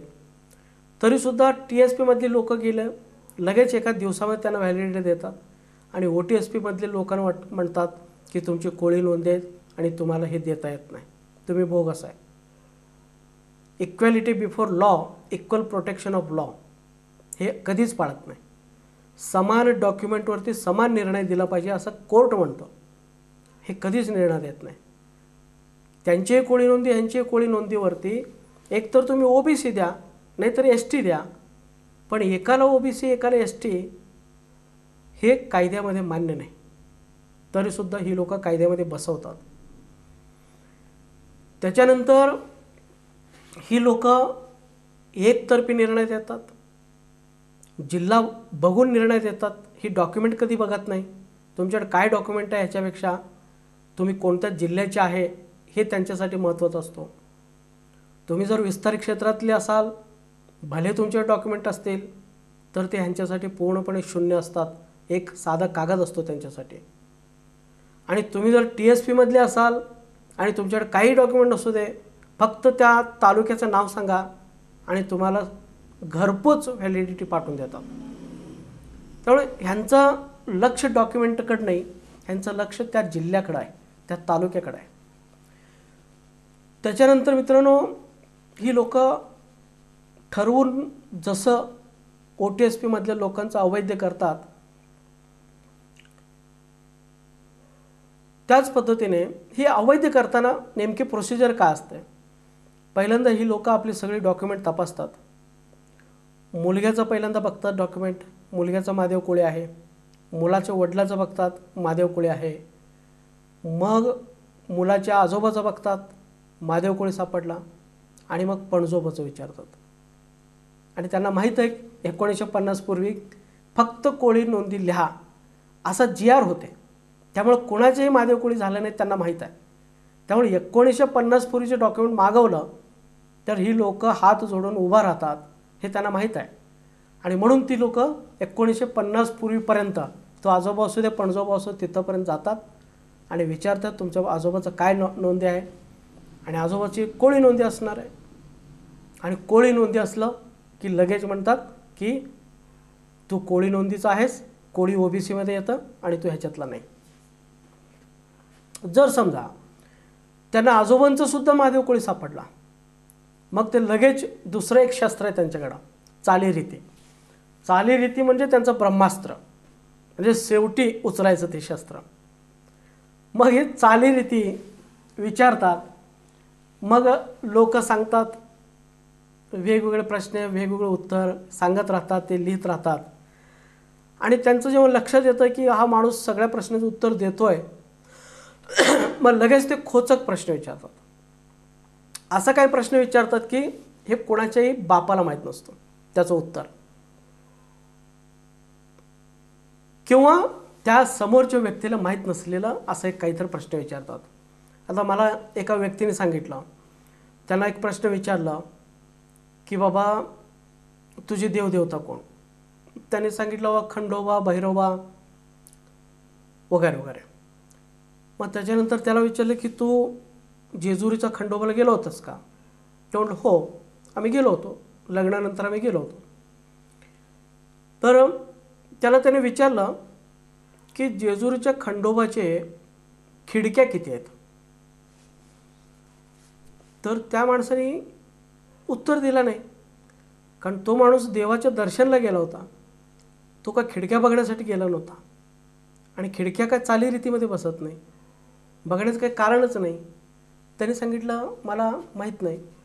मग लगेच त्याने सांगितलं ह्याची चालीरीती जुळत नाही, अवैध. अरे काय प्रकार आहे? जेजुरीच्या मंदिराला किती खिडक्या आहेत हे त्याला सांगता आलं नाही, म्हणून तो महादेव कोळीच नाही. अरे काय मजेशीर सगळे चालू आहे. दुसऱ्या एकाने सांगितलं, एक 12वीचा मुलगा होता, त्याला विचारलं तुमच्या समाजामध्ये बाळाचा जन्म झाल्यानंतर की त्या बाळाचं नाळ पुरतात की टाकून देतात? आणि पुरत असे, तो सांगितलं पुरतात. मग त्याने विचारलं कुठं पुरतात? मग तो मुलगा काहीतरी सांगितलं असेल, त्याने नाणीच्या जवळ काहीतरी सांगितलं. आणि पुन्हा विचारलं की कुठल्या दिशेला तोंड करून पुरतात?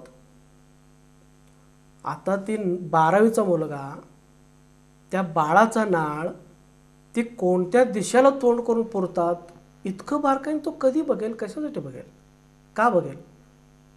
आणि ते म्हटलं मला माहीत नाही. आणि त्याला सांगितलं तुझी चालीरीती जुळत नाही. बस. काय मजेशीर आहे. म्हणजे बाळाचं नाळ कुठं पुरतात हे त्याला माहीत नाही, आठवत नाही, बघितलं नाही. तर बघितलं नाही म्हणून तुम्ही त्याला महादेव कोळीच नाही म्हटला? म्हणजे हे डॉक्युमेंटचा काय संबंधच नाही.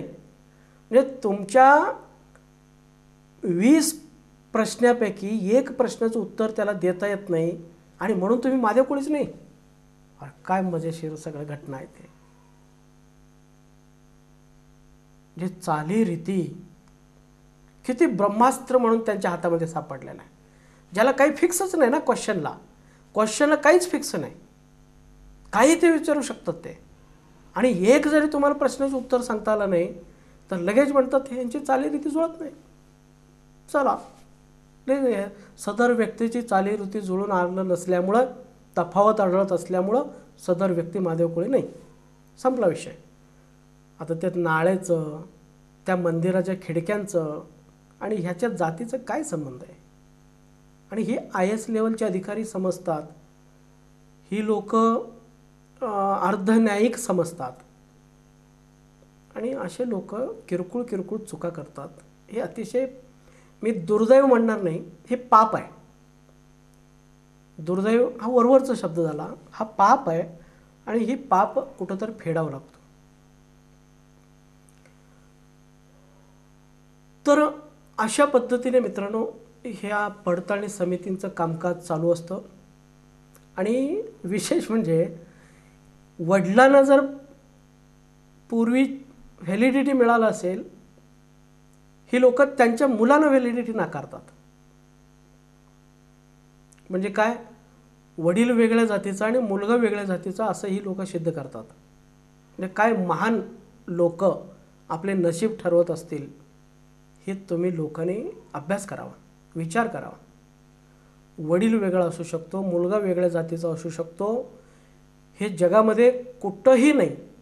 पण ह्या पडताळणी समित्यांच्या मध्ये अशी तत्त्वज्ञान आहेत, एकदम मजेशीर तत्त्वज्ञान आहेत. तर हे कुठंतरी बंद व्हायला पाहिजे. त्याच्यानंतर तुम्हाला मी सांगितलं, ह्या लोकांना बरेच वेळा कोर्टाने दंड केलेला आहे, ह्या लोकांनी स्वतः दंड भरलेला आहे, तरीसुद्धा ही लोक कोणाचे ऐकत नाही. याचं एकच कारण आहे की त्यांचं गॉडफादर बसलेलं आहे. वरती 25 गॉडफादर, 4 गॉडफादर आणि ह्या सगळ्या संघटना ह्या त्यांच्या गॉडफादरच्या रूपामध्ये तिथं बसलेल्या आहे. त्यामुळे ह्यांना काही झालं तरी काही होत नाही. त्या भालेरावला बघा, ते भालेरावचे नोकरीतनं काढून टाका म्हणून आदेश निघाला होता विधानसभेतनं. बडतर्फ करा त्याला. काय झालं बडतर्फ? त्याला प्रमोशन मिळालं. त्या भालेराव नावाच्या अधिकाऱ्याला प्रमोशन मिळालं. कारण का? एक प्रामाणिक अधिकारी, TSPच्या लोकांच्या हिताचा अधिकारी. तर मित्रांनो, तुम्ही जर व्हॅलिडिटीज देत नसाल, विस्तारित क्षेत्रातील लोकांना तुम्ही जर व्हॅलिडिटीज देत नसाल, मग तुम्ही असं का करत नाही? सरळ सरळ तुम्ही एक परिपत्रक काढा ना, की 5 जिल्हे आणि 38 तालुके सोडलं तर कोणीही आमच्याकडे येऊ नये, तुम्ही सगळे बोगस आहात, आमच्याकडे येऊ नये, आमचा वेळ खाऊ नये, तुमचा वेळ वाया घालवू नये आणि तुम्हाला व्हॅलिडिटी दिलं जाणार नाही, असं सरळ सरळ तुम्ही बोर्ड लिहा ना तुमच्या ऑफिसवरती. मग तुम्ही असं का परिपत्र काढत नाही, त्या 5 जिल्हे आणि 38 तालुके सोडलं तर आम्ही कोणाला देणार नाही म्हणून? त्याचं एकच कारण आहे, तसं जर परिपत्रक काढला तर फक्त TSP मधल्या लोकांना तुम्हाला द्यावं लागणार आणि TSP मधल्या लोकांना कंपल्सरी द्यावं लागणार. तिथं काय चौकशी करायची भानगडच नाही. 5 जिल्हे 38 तालुका, विषय संपला. मग त्यांना द्यायचंच असेल तर मग पडताळणी समितीचं काम काय तिथं? तुम्ही पडताळणी काय करणार आहे? कारण त्यांना कसंही द्यायचं आहे ना. त्यामुळं हा GR जर काढला तर पडताळणी समितीच गायब होतील.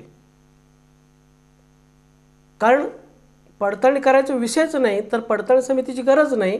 पडताळणी समिती गरज नाही तर पडताळणी समितीला मेंबरची गरज नाही. त्यामुळे हे सगळी लोक घरी जातील जर तसा GR काढला तर. ह्यांची नोकरीच राहणार नाही.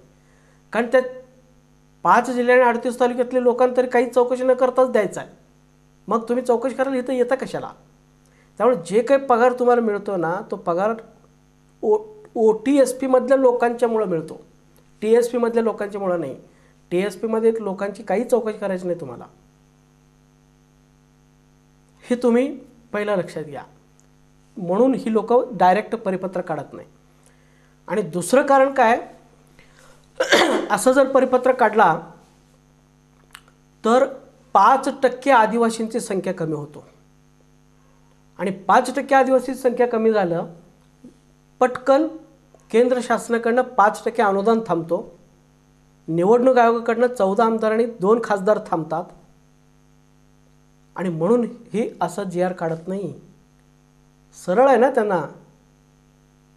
कारण हे बोगसच आहेत ना, ह्या सगळ्या जिल्ह्यातली बोगस आहे. तर तुम्ही एकच GR काढा, 5 जिल्हे आणि 38 तालुका सोडून कोणालाही दिलं जाणार नाही आणि तुम्ही कोणी इकडं फिरकू नका, तुम्ही सगळे बोगस आहे, असं एकच GR तुम्ही काढा. कोणीही तुमच्याकडे येणार नाही आणि तुम्हाला त्यांची चौकशी पण करायची गरज नाही. मग काढत का नाही? त्याचं कारण एवढंच आहे, हे सगळं पडताळणी केल्याचे नाटक करायचं आहे. ह्या सगळ्या लोकांचे लोकसंख्या दाखवायचं आहे आणि ही लोकसंख्या जी आहे ह्या केंद्राकडे पाठवायचं आहे, निवडणूक आयोगाकडे पाठवायचं आहे आणि त्यांच्याकडनं जो मलाई मिळतो तो मलाई आपण स्वतः खायचा. ह्याच्यासाठी हे GR काढत नाही. एका GR मधनं सगळा विषय संपतो. पण इनडायरेक्टली म्हणायचं तुम्ही बोगस आहे आणि इकडं मात्र जिल्हा वाईज आकडेवारी दाखवायची. हा सगळा प्रकार चालू आहे मित्रांनो. व्हॅलिडिटी तर आपल्याला अजिबात मिळू देणार नाही, मिळणारच नाही. आता विषय संपलेला आहे. अधिसंख्या पद जेव्हा झालं तेव्हापासून हा विषय संपलेलाच आहे. आणि प्लस तुम्हाला बोगस ठरवून पुन्हा तुमच्या नावावरची लोणीसुद्धा ते खाणार आहेत. ते वर्षानुवर्षे खाणार आहेत. तुम्ही प्रत्येक वेळी महादेव कोळी म्हणून निवडणूक आयोगामध्ये लिहित राहता जनगणनामध्ये आणि त्या लोकसंख्येचं ती लोक लोणी खात राहतात. त्यामुळे कुठंतरी तुम्हाला संपवलं असेल तर तुम्ही सुद्धा त्या दिशेने विचार केला पाहिजे की आपलं फुकटचं लोकसंख्या त्यांना मिळतो आणि त्याचा फायदा त्यांना होतो.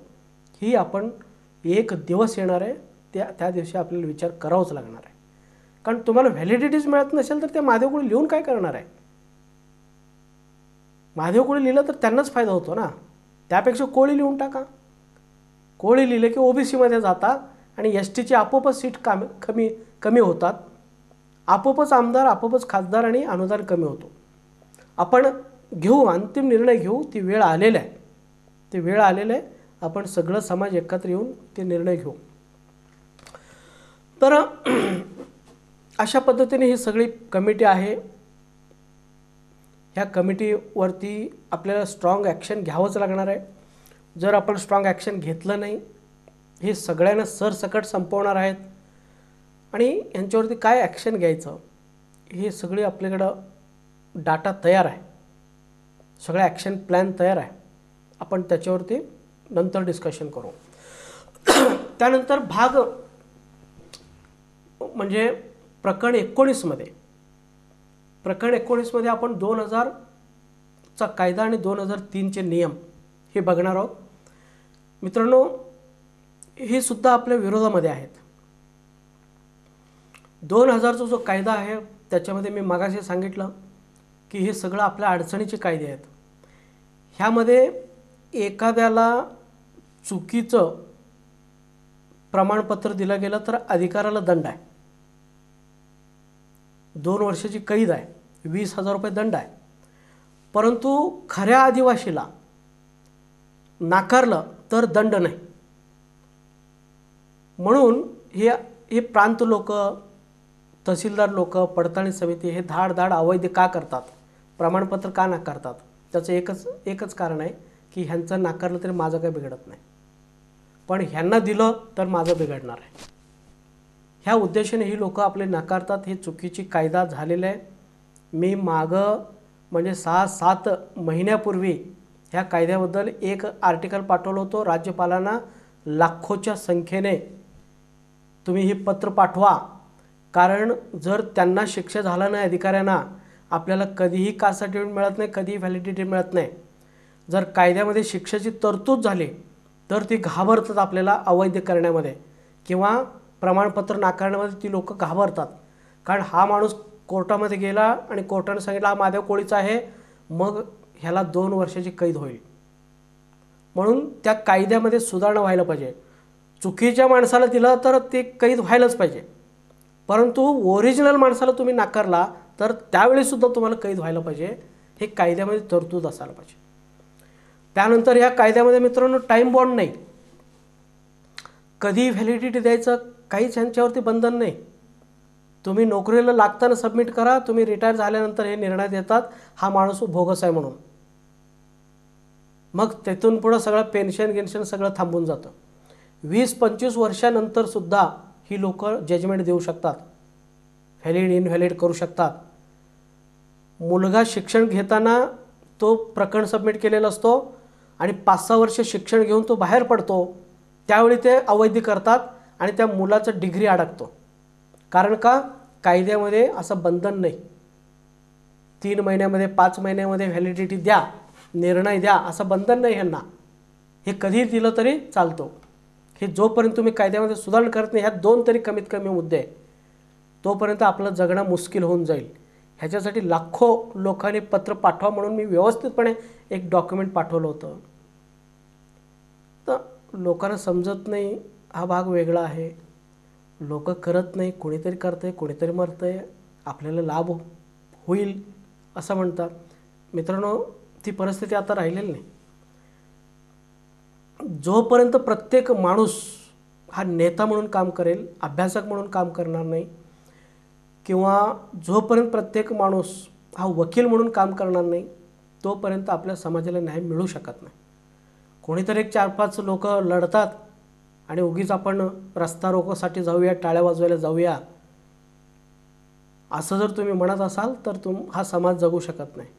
म्हणून प्रत्येक माणसाने अभ्यास करा डीपमध्ये, प्रत्येक माणूस चांगल्या पद्धतीने विचार करा, समाजाला जगण्यासाठी पैसा द्या, कॉन्ट्रीब्यूट करा. मी तर म्हणेन अधिसंख्या पद जे आहे ना, अधिसंख्या पदाचे जे 11 महिने आहेत ना, 11 महिन्यानंतर पुन्हा 11 महिने दिलेले आहे. तर ह्या 22 महिन्यापैकी एक जरी पगार तुम्ही समाजाच्या संघर्ष निधीसाठी म्हणून दिला तर महाराष्ट्रातला कुठलाही कोळी समाजाचा प्रश्न शिल्लक राहत नाही. हायकोर्टानंतर सुप्रीम कोर्ट असं जाऊन पूर्णपणे तो विषय आपण संपवून टाकतो.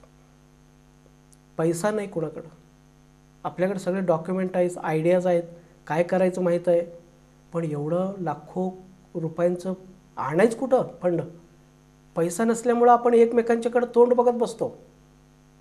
पण तुम्ही जर म्हटलं की बाबा ज्या दिवशी माझं प्रकरण अवैध झालेलं आहे त्याच दिवशी माझी नोकरी गेलेलं आहे, तरीसुद्धा मला एक्स्ट्रा 22 महिने मिळालेला आहे आणि 22 महिन्याच्या पगारातनं मी जर 1 महिन्याचा पगार जर ह्या संघर्ष निधीला जर दिलो आणि ह्याच्यातनं माझा समाज जर वाचत असेल तर मी का देऊ नये, असं जर तुम्ही लोकांनी विचार केला ना, तर मित्रांनो आपण येणाऱ्या काळामध्ये कुठलेही प्रॉब्लेम शिल्लक ठेवणार नाही. कारण इतकी चांगले डॉक्युमेंट्स, इतकी चांगली मांडणी आपल्याकडे आहे. आणि महाराष्ट्रातलं कोळी समाजातले प्रत्येक घरातून कमीत कमी 1,000 रुपये तुम्ही संघर्ष निधी म्हणून तुमच्या जिल्ह्यामध्ये सबमिट करा. जे काही चांगल्या पद्धतीने लढतात किंवा हे सगळे आपण एकत्र महाराष्ट्र लेवलला आणू आणि जेव्हा हे सगळी पैसा महाराष्ट्र लेवलला आणून चांगलं विचार विनिमय करून कोणत्या मुद्द्यांच्यावरती केस लढायचं हे ठरवून, मुद्दे ऑलरेडी ठरलेले आहेत, डॉक्युमेंट ऑलरेडी आहेत, त्याची तुम्ही काळजी करू नका. हे सगळं आपण केलं ना तर अगदी सोनकोळी, मच्छीमार कोळी, वैदिक कोळीपासून हे माधव कोळी, मल्हार कोळी, टोकरे, डोरकोळी या सगळ्यांची प्रॉब्लेम्स येणाऱ्या काही वर्षामध्ये हे पूर्णपणे मिटून जातील. भविष्यातली पिढीला आपल्यासारखा त्रास होणार नाही. आपल्याला खूप त्रास झाला, आपला पैसा सगळं वकिलांच्याकडे गेलं, आपण एक एक वकिलाला लाख लाख रुपये दिलेले आहेत आणि तेच जर तुम्ही त्याच्यातलं फक्त 25% जर समाजाला दिला असता तरी अख्ख्या समाजाला आपण वाचवलं असतं. अजून वेळ गेलेला नाही, समाज बुडतो आहे. बुडणारा समाजाला अजूनसुद्धा वाचवता येतं. पूर्ण हरलेले युद्ध जो जिंकतो तोच खरा योद्धा असतो. आज आपण हरलेला आहे, सगळ्या बाजूने हरलेला आहे, तरीसुद्धा जिंकण्याची संधी आहे, आशा आहे. फक्त समाज एकत्र यायला पाहिजे. नोकरदार, महत्त्वाचं म्हणजे नोकरदार, ह्या समाजाची कणा जे आहेत ते नोकरदार आहेत. त्याने आर्थिक पाठबळ दिलं तर धाडधाड अभ्यासकांना एकत्र करून, वकील मंडळाने एकत्र करून त्याच्यावरती कोर्ट केसेस बनवून आपण हे व्यवस्थितपणे लढू शकतो. जिल्हा वाईज केसेस टाकू शकतो. तुमच्या जिल्ह्यामध्ये पैसा एकत्र करा आणि त्या जिल्ह्यात जितका पैसा तयार झाला असेल तो सगळा पैसा तुमच्या जिल्ह्यासाठी वापरला जाईल. पण घरातला म्हणजे प्रत्येक घरामधून 1,000 जायला पाहिजे. आणि अधिसंख्य पद ज्याला आपण म्हणतो, ज्यांची नोकरीमध्ये बोनस मिळालेले 22 महिन्याचा, तर त्या लोकांनी 1 महिन्याचं पेमेंट द्यायचं. असं दिलं तर आपण टिकणार आहोत. कारण वकिलांची पैसा लाखोंच्या मध्ये असतं. काउन्सिलर लावावं लागणार आहे, मोठमोठे चांगले वकील लावावं लागणार आहेत, हे सगळं आपल्याला करावं लागणार आहे. तर आज जरासा विषयांतर झाला, परंतु 2000च्या कायद्यामध्ये खूप चुका आहेत. तर ती चुका जर तुम्हाला भरून काढायचं असेल तर मित्रांनो, मी जे तुम्हाला पूर्वी एक डॉक्युमेंट पाठवलं होतं, तर ते फक्त ते डॉक्युमेंट प्रत्येकाने रजिस्टर ED करून राज्यपाल आणि मुख्यमंत्र्यांना पाठवायचं. बाकी काही तुम्हाला करायचं नाही. राज्यपालांच्याकडे लाखोंच्या संख्येने ती जायला पाहिजे, ईमेल जायला पाहिजे, पत्र जायला पाहिजे. मगच राज्यपालांच्या लक्षात येईल की इतकी प्रश्न कशासाठी आलेला आहे. मग राज्यपालांच्या लक्षात येईल की हा चुकीचं झालेला आहे. म्हणून मी पूर्वी जे पत्र पाठवलं होतं ती जरासं बघा. आणि त्यावेळी मी माहितीच्या अधिकाराखाली सुद्धा काही पाठवलं होतं, ठीक आहे आपण बघू नंतर. तर हे जर आपण केलो तर मित्रांनो आपलं समाज हे वाचू शकतं, हे तुम्ही लक्षात घ्या. कारण हे 2001 आणि 2000च्या कायद्यामध्ये बदल व्हायलाच पाहिजे, त्याच्याशिवाय पुढची पिढी जगू शकत नाही. त्यानंतर मित्रांनो, ह्या विरोधकांच्यावरती आपण काय ॲक्शन घ्यायचं. खरं म्हणजे आपण कधीच त्यांचे चौकशी केलेली नाही, कधीच आपण म्हटलेलं नाही की बाबा रे तुझ्याही डॉक्युमेंटमध्ये कोळीच नोंदी आहे आणि तू आदिवासी मंत्री होऊन गेला, तुझ्याच डॉक्युमेंटमध्ये कोळी नोंदी आहे आणि तू आदिवासींचा संशोधक होऊन गेला, आज तुम्ही IAS आहात, पोलीस अधिकारी आहे, तुमच्या डॉक्युमेंटवर कोळीच नोंदी आहे आणि आमच्या कोळी नोंदीवरती तुम्ही ऑब्जेक्शन का घेता, असं आपण कधीच त्यांना विचारलेलं नाही, त्यांची चौकशी केलेली नाही. कारण आपण एक सरळ व्यक्ती आहोत, प्रामाणिक व्यक्ती आहोत. आपण ती लोक जसा आपल्याला त्रास देतात तसा त्यांना आपल्यापासून त्रास होऊ नये असे समजणारी लोक ह्या विस्तारित क्षेत्रातील आहोत. परंतु ज्यावेळी आपल्या गळ्याला हा प्रश्न येतो, आपला श्वास कोंडला जातो, आपण थोड्या वेळाने मरणार असं जेव्हा वाटतं आणि आपण त्यांच्यावरती आक्रमण केल्याशिवाय आपण जगू शकणार नाही ही परिस्थिती जेव्हा निर्माण होतं, त्यावेळी मित्रांनो आपल्याला त्यांच्यावरती सुद्धा आक्रमण करावं लागणार आहे. त्यांचीसुद्धा चौकशी करावी लागणार आहे, उलट तपासणी करावी लागणार आहे. आणि ते काय करायचं ते नंतर आपण बघू. त्याच्यानंतर आपल्याला काही त्या आदिवासी आमदारांना पत्र लिहावं लागणार आहे. बाबा रे, तुम्ही 25 आमदार आहात, तुम्ही 25 आमदार आहात, तर तुमच्या भागामध्ये 25 आमदारांना लागेल इतकी लोकसंख्या आहे का? तर ती लोकसंख्या असेल तर तुम्ही TSP मधली लोकसंख्या आम्हाला द्या, त्या तालुका वाईज द्या. 25 आमदारांना लागणार इतकं STची पॉप्युलेशन त्या आदिवासी भागामध्ये, फक्त आदिवासी भागामध्ये आहे का? असेल तर तुम्ही द्या, नसेल तर 14 आमदार 2 खासदार राजीनामा द्या. हे आपल्याला त्यांना पत्र लिहावंच लागणार आहे. त्याच्यानंतर मित्रांनो आपल्याला पडताळणी समित्यांच्या विरुद्ध वेगवेगळ्या याचिका दाखल करावं लागणार आहे. अगदी त्यांची नार्को टेस्टसुद्धा घ्यावं लागणार आहे. कोर्टामध्ये नार्को टेस्टची मागणी करावं लागणार आहे की तुम्ही एकतर्फी निर्णय देताच कसं, संशयास्पद निर्णय तुम्ही देता तर तुमच्या मनामध्ये कोणाची भीती आहे, तुम्ही कशासाठी ही एकतर्फी निर्णय देता, आम्हाला हे जाणून घ्यायचं आहे. एवढी डॉक्युमेंट असताना, एवढी कायदे असताना तुम्ही ह्या सरसकट कसं काय इनव्हॅलिड करता? आम्हाला तुमच्या वागण्यावरती, निर्णयावरती संशय येतो आणि म्हणून आम्हाला तुमच्यावरती नार्को करायचं आहे असं म्हणून तुम्ही कोर्टाची स्पेशल परवानगीने त्यांच्यावरती नार्कोसुद्धा करू शकता. आणि त्यांच्या मनात काय दडलेलं आहे, कशामुळे ही लोक अशा पद्धतीने निर्णय देतात, हे पूर्ण तुम्ही महाराष्ट्राला दाखवून देऊ शकता. त्याशिवाय आपल्याला योग्य न्याय मिळू शकणार नाही. आणि त्याच्यानंतर मित्रांनो आपल्याला ह्या सगळ्यांच्या संबंधी वरिष्ठ लेवलला काही तक्रारी करावं लागणार आहेत. आपण आमदार खासदार हे सगळे गल्लीबोळातले लोकांना आता विसरून जा. ह्यांच्या पाठीमागं लागणं म्हणजे फक्त टाईमपास करणं. हे लोक गोड बोलतील, छान बोलतील आणि तुमचं काम करू, रास्त मागण्या आहेत, अमुक आहे तमुक आहे म्हणतील आणि जाता जाता तुमचे निवेदन ते फाडून टाकतील. कारण आपण काय सांगतो त्यांना ते कळत नाही आणि ती लोक मुख्यमंत्र्याला काय सांगतात त्यांना ते कळत नाही. त्यामुळे सगळं गोंधळ आहे. त्यामुळे ह्या गोंधळामध्ये कुणीच आपल्याला साथ देत नाही.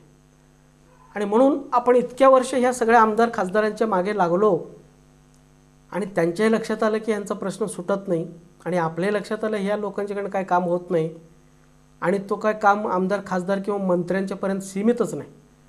भले मुख्यमंत्र्यांच्या मनात जरी आणलं ह्यांचं काम करू शकत नाही. ज्या दिवशी परिपत्रक काढतील त्या दुसऱ्या दिवशी शासन पडणार आहे. 25 आमदार म्हणजे निम्म शासन आहे. त्यामुळं हे तुम्ही कुठल्याही आमदार खासदारांच्या वरती, मुख्यमंत्र्यांच्या वरती विश्वास ठेवू नका असं माझं स्वतःचं मत आहे. प्रत्येकाचं मत वेगळं असू शकतो. मी पहिल्याच व्हिडिओमध्ये सांगितलं माझं ही वैयक्तिक मत आहे, परंतु इकडं टाईमपास करू नका असं मला ते म्हणायचं आहे. त्यामुळं आपल्याला योग्य पुरावे लिहून देऊन, योग्य मांडणी करून, एकदम व्यवस्थितपणे पत्र तयार करून ठिकठिकाणी तक्रार नोंदी करावं लागणार आहे.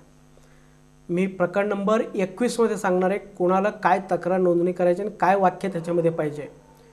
उदाहरणार्थ राष्ट्रपतींच्याकडे आपल्याला तक्रार द्यावं लागणार आहे, राज्यपालांच्याकडे द्यावं लागणार आहे, केंद्रीय आदिवासी आयोगाकडे द्यावं लागणार आहे. त्यानंतर parliamentary committee on the welfare of SC and ST new Delhi ही सर्वोच्च बॉडी आहे, त्यांच्याकडे द्यावं लागणार आहे. निवडणूक आयोगाला सांगावं लागणार आहे, अरे बाबा आम्ही त्यांच्या म्हणण्याप्रमाणे बोगस आहे तर इथून पुढं 14 आमदार आणि 2 खासदार देऊ नको, ते आता बंद कर असं त्या निवडणूक आयोगाला सांगावं लागणार आहे. ट्रायबल ॲडवायझर कमिटी महाराष्ट्र शासनाची, त्यालासुद्धा आपल्याला व्यवस्थित भाषेमध्ये समजून सांगावं लागणार आहे. DOPTला आपल्याला पत्र लिहावं लागणार आहे. त्याच्यानंतर आदिवासी सचिव महाराष्ट्र शासन, त्यांना व्यवस्थित भाषेमध्ये समजून सांगावं लागणार आहे. आणि ह्युमन राईट्स, मानव अधिकारामध्ये हा केस न्यावंच लागणार आहे. आणि अतिशय पद्धतशीरपणे ही केस आपण मानव अधिकारामध्ये दाखल करावं लागणार आहे. तर अशा पद्धतीने मित्रांनो अनेक ठिकाणी ह्या आपल्यावरती होत असलेल्या अन्यायाबद्दल आपल्याला तक्रार करावं लागणार आहे. जोपर्यंत आपण तक्रार करत नाही तोपर्यंत आपला प्रश्न सुटत नाही. कुठंतरी छाटछूट कोणाच्या तरी मागे तुम्ही लागून ह्याच्यासमोर हलगी वाजव, त्याच्यासमोर हे ताट वाजव, असं करत जर तुम्ही बसला तर पुढची पिढी पण ह्याच्यात संपुष्टात येईल. त्यामुळं वरच्या लेवलचं आता थिंकिंग आपलं असलं पाहिजे. खूप वरच्या लेवलनं आपले सगळे मांडणी असायला पाहिजे. ट्रॅक आपण बदलून काम करायला पाहिजे. तेच ट्रॅक आपण वापरायचं नाही. कारण निसर्गामध्ये एक नियम आहे, जे तुम्ही मागं केलं होता तेच तर तुम्ही आजसुद्धा करत राहिला तर मागे तुम्हाला जे मिळालं होतं तेच तुम्हाला आजसुद्धा मिळणार आहे. म्हणून मागेसुद्धा तुम्ही आमदारांच्या मागं लागला होता आणि त्यावेळी काय मिळालं तुम्हाला माहीत आहे. आणि आजसुद्धा तुम्ही जर आमदार, खासदार, मंत्र्यांच्या मागं लागत असाल तर पुन्हा तुम्हाला तेच मिळणार आहे जे तुम्हाला मागं मिळालं होता. म्हणून तुम्हाला जर वेगळं निर्णय पाहिजे असेल तर ट्रॅक बदला. ट्रॅक बदललं तरच आपण वेगळ्या गावी जाणार आहे. तुम्ही रोज त्याच रोडने जात असाल तर तुम्ही रोज त्याच गावी पोचणार आहे. तुम्हाला वेगळ्या गावाकडे जायचं असेल तर तुम्हाला रोड बदलावं लागणार आहे, टर्न घ्यावं लागणार आहे. म्हणून ट्रॅडिशनल हे संघर्ष थांबवा, नव्या मार्गाने संघर्ष करा, असं मला ह्या प्रकरण 21मध्ये सांगायचं. आणि आपण सखोलमध्ये आपण बघणार आहोत पुढं. त्याच्यानंतर माहितीच्या अधिकाराखाली भरपूर काही गोष्टी मिळवायच्या आहेत. माहितीच्या अधिकाराखाली मिळवल्याशिवाय आपला प्रश्न सुटत नाही. हे आमदार, खासदार, पडताळणी समित्या हे गप्प बसणार नाही. म्हणून इथं माहितीच्या अधिकाराखाली मिळवत असताना तर जे 24/4/85 GR म्हणा किंवा गोविंद गारेंच्या पुस्तकामध्ये म्हटलेलं आहे, कोळी आणि महादेव कोळी हे वेगळं आहे. तर त्याला म्हणायचं की महादेव कोळ्यांचे स्वतंत्र पुस्तक दे, किंवा कोळी हे कास्ट आहे म्हटलेलं आहे तर मानववंशशास्त्रज्ञांचं पुस्तक दे, संदर्भ पुस्तक दे. त्यानंतर त्यांनी म्हटलेलं आहे महादेव कोळी कोळ्यांचं सबकास्ट नाही, तर त्याचं तू कुठून घेतलेलं हे वाक्य, एक तरी तू पुस्तक दे महादेव कोळ्यांचा आणि कोळ्यांचा संबंध नसल्याचा. हे फार मोठं विनोद त्या माणसाने करून गेलेलं आहे कोळी समाजाच्या इतिहासामध्ये. त्याच्यानंतर आपण माधुरी पाटलाच्या डॉक्युमेंट्समध्ये शासनाने जे रिजाइंडर दिलं होतं, म्हणणं जे दिलं होतं, तो म्हणणं आम्हाला द्या. डॉक्युमेंट जे तुम्ही दिलं होतं ना, तो डॉक्युमेंट आम्हाला द्या. त्यानंतर कोळी महादेव कोळी ठरवताना तुम्ही लोक पडताळणी समिती संदर्भ ग्रंथ कोणते वापरता त्याची नावं आम्हाला द्या, किंवा परिपत्र कोणते वापरता त्याची नावे आम्हाला द्या. हे किरकोळ प्रश्न आहेत पण फार मोठे प्रश्न आहेत, ते सगळ्यांना समजत नाही. ओके. त्याच्यानंतर आपण त्यांना विचारतो की आदिवासी विकास निधी केंद्र शासनाकडनं किती टक्के मिळतोय आणि त्याच्यातलं OTSP किती टक्के खर्च केला जातो ह्याचा हिशोब द्या. त्यानंतर आदिवासी क्षेत्रामध्ये एकूण लोकसंख्या किती आहे आणि महाराष्ट्राच्या एकूण लोकसंख्येचे किती टक्के आहे, आणि हे 25 आमदार आणि 4 खासदारांना लागेल इतकी लोकसंख्या आदिवासी भागामध्ये आहे का, ह्याची आपल्याला मागणी घ्यायची आहे. तर आदिवासी क्षेत्रातील 1950 पूर्वीची जी नोंदी आहेत महादेव कोळी म्हणून, तर महादेव कोळी असल्याचे किंवा डोंगर कोळी असल्याचे, ढोर कोळी, मल्हार कोळी असल्याचे आम्हाला प्रत्येकी कमीत कमी एक 50-50 डॉक्युमेंट द्या.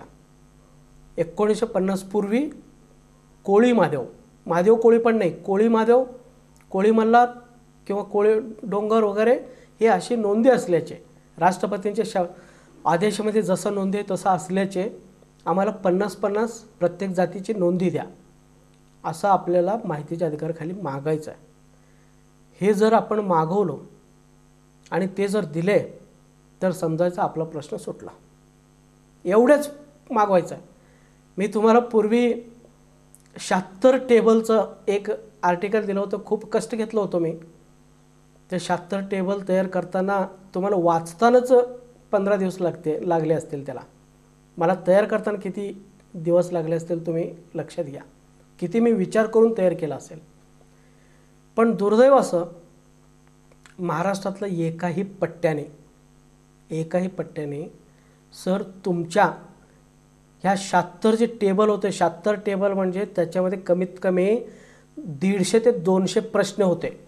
माहितीच्या अधिकाराखालचे प्रश्न होते.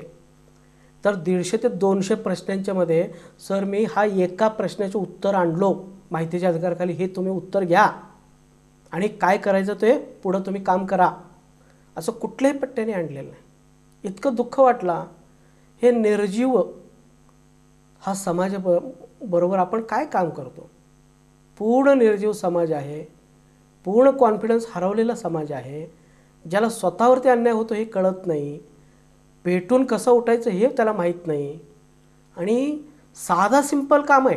एक साधा तुम्हाला एक अर्ज घ्यायचा आहे माहितीच्या अधिकाराचा, 5-10 रुपयाला मिळतो. त्याच्यावरती तुम्हाला ते पाठवायचं आहे किंवा इंटरनेटवरती बसून ते पाठवायचे आहेत आणि ते उत्तर जे येईल ते फक्त मला मेल करायचं आहे. एवढा साधा काम होतं. मी खूप लोकांना फोन केलं, बाबा रे तू पाठवलंस का, तू पाठवलं का, तुझ्याकडे काय मिळालं का. एकाही पट्ट्याने कुठलंही उत्तर मला दिलेलं नाही. हे किती दुर्दैवाची बाब आहे बघा. आणि असे लोक ह्या समाजामध्ये जगतात आणि वर म्हणतात आमच्यावरती अन्याय होतो, आम्हाला न्याय पाहिजे. अरे कसला न्याय मिळेल. तुला एक साधा कागदावरती तुला लिहिता येत नाही आणि तुझ्या हक्कासाठी तुला एक प्रश्न विचारता येत नाही शासनाला आणि तुला न्याय कसला पाहिजे. तर तुम्ही असंच वागलं तर असंच रिझल्ट मिळणार जसं मागं पण मिळालं होता. म्हणून तुम्हाला वेगळा निर्णय पाहिजे असेल, वेगळं वागा, वेगळं काम करा. मगच तुम्ही पण टिकाल, समाज पण टिकेल. मगच आपली सगळ्यांचे प्रश्न सुटेल. एवढं बोलून मी इथं थांबतो. हा प्रकरण 2 मधलं भाग 2 व्हिडिओ संपलेला आहे. अजून आपल्याला प्रकरण 2 मधलं भाग 3 व्हिडिओ बघायचा आहे. त्याच्यामध्ये आपण बघणार आहोत की अधिसंख्या पदाबद्दल आपण काय केलं पाहिजे. त्याच्यानंतर कोणकोणत्या कोर्ट केसेस आपण दाखल केल्या पाहिजे आणि आपण नेमके चुकतो कुठं आणि आपण काय केलं पाहिजे. जर न्याय मिळवायचा असेल तर न्याय मिळवायचा. अजून काही लोक जीव धरून आहेत. काही फोन येतात. आता एवढे व्हिडिओ झाले, एवढ्या व्हिडिओतनं एक 4-5 फोन आले मला. 4-5 फोन आले म्हणजे 1-2% अजून लोक जिवंत आहेत म्हणा किंवा त्यांना वाटतं की आपण प्रयत्न केला तर आपल्याला यश मिळेल. तर अशा लोकांच्यासाठी मी हे सगळं करतो. सगळ्यांच्यासाठी नाही आहे. मला माहीत आहे की 95% लोक ह्याच्यात काहीच उपयोगाचे नाही. पण जे काय 4-5% लोक आहेत की त्या लोकांसाठी मी बोलतो आहे की बाबा आपण नेमके काय केलो, काय चुकलो आणि इथून पुढं कसं केलं पाहिजे, काय केलं पाहिजे ह्या विषयावरती प्रकरण 2 भाग 3 ह्या व्हिडिओमध्ये बघणार आहोत. अधिसंख्य पदावरती आपण जास्त भर देणार आहोत. तर हे समजून घ्या. हे सगळं आपण फक्त कोणत्या चॅप्टरमध्ये काय शिकवलं जाणार आहे किंवा काय बोललं जाणार आहे एवढ्यावरच आहे. अजून आपण त्या चॅप्टरच्या खोलमध्ये गेलेलं नाही. हे फक्त इंट्रोडक्शन चालू आहे. प्रकरण 1 आणि प्रकरण 2 मध्ये फक्त प्रस्तावना चालू आहे, इंट्रोडक्शन चालू आहे. प्रकरण 1 मध्ये आपण प्रस्तावना बघितलो. प्रकरण 2 मध्ये आपण काय बघतो तर सिलेबस काय आहे, कंटेंट काय आहे. जे आपण 50-60 व्हिडिओ बनवणार आहे त्या 50-60 व्हिडिओमध्ये आपण नेमके कोणकोणत्या मुद्द्यांच्यावरती बोलणार आहे हे फक्त माहिती करून घेतो.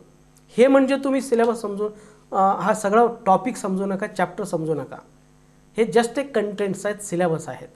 आपण डिटेलमध्ये नंतरमध्ये बघणार आहोत. ठीक आहे. पुढचा व्हिडिओ भाग 3 ह्याच प्रकरण 2चा पुढचा व्हिडिओ बघा. पूर्ण व्हिडिओ बघा म्हणजे तुम्हाला व्यवस्थितपणे हा सगळा विषय समजेल. धन्यवाद. तुम्हाला आवडला असेल तर सबस्क्राईब करा, शेअर करा समाजाच्या प्रत्येक व्यक्तींच्यापर्यंत पाठवा आणि तुम्हाला शक्य असेल एक फोन करा. धन्यवाद. थँक्स. पुन्हा आपण भेटू भाग 3 मध्ये.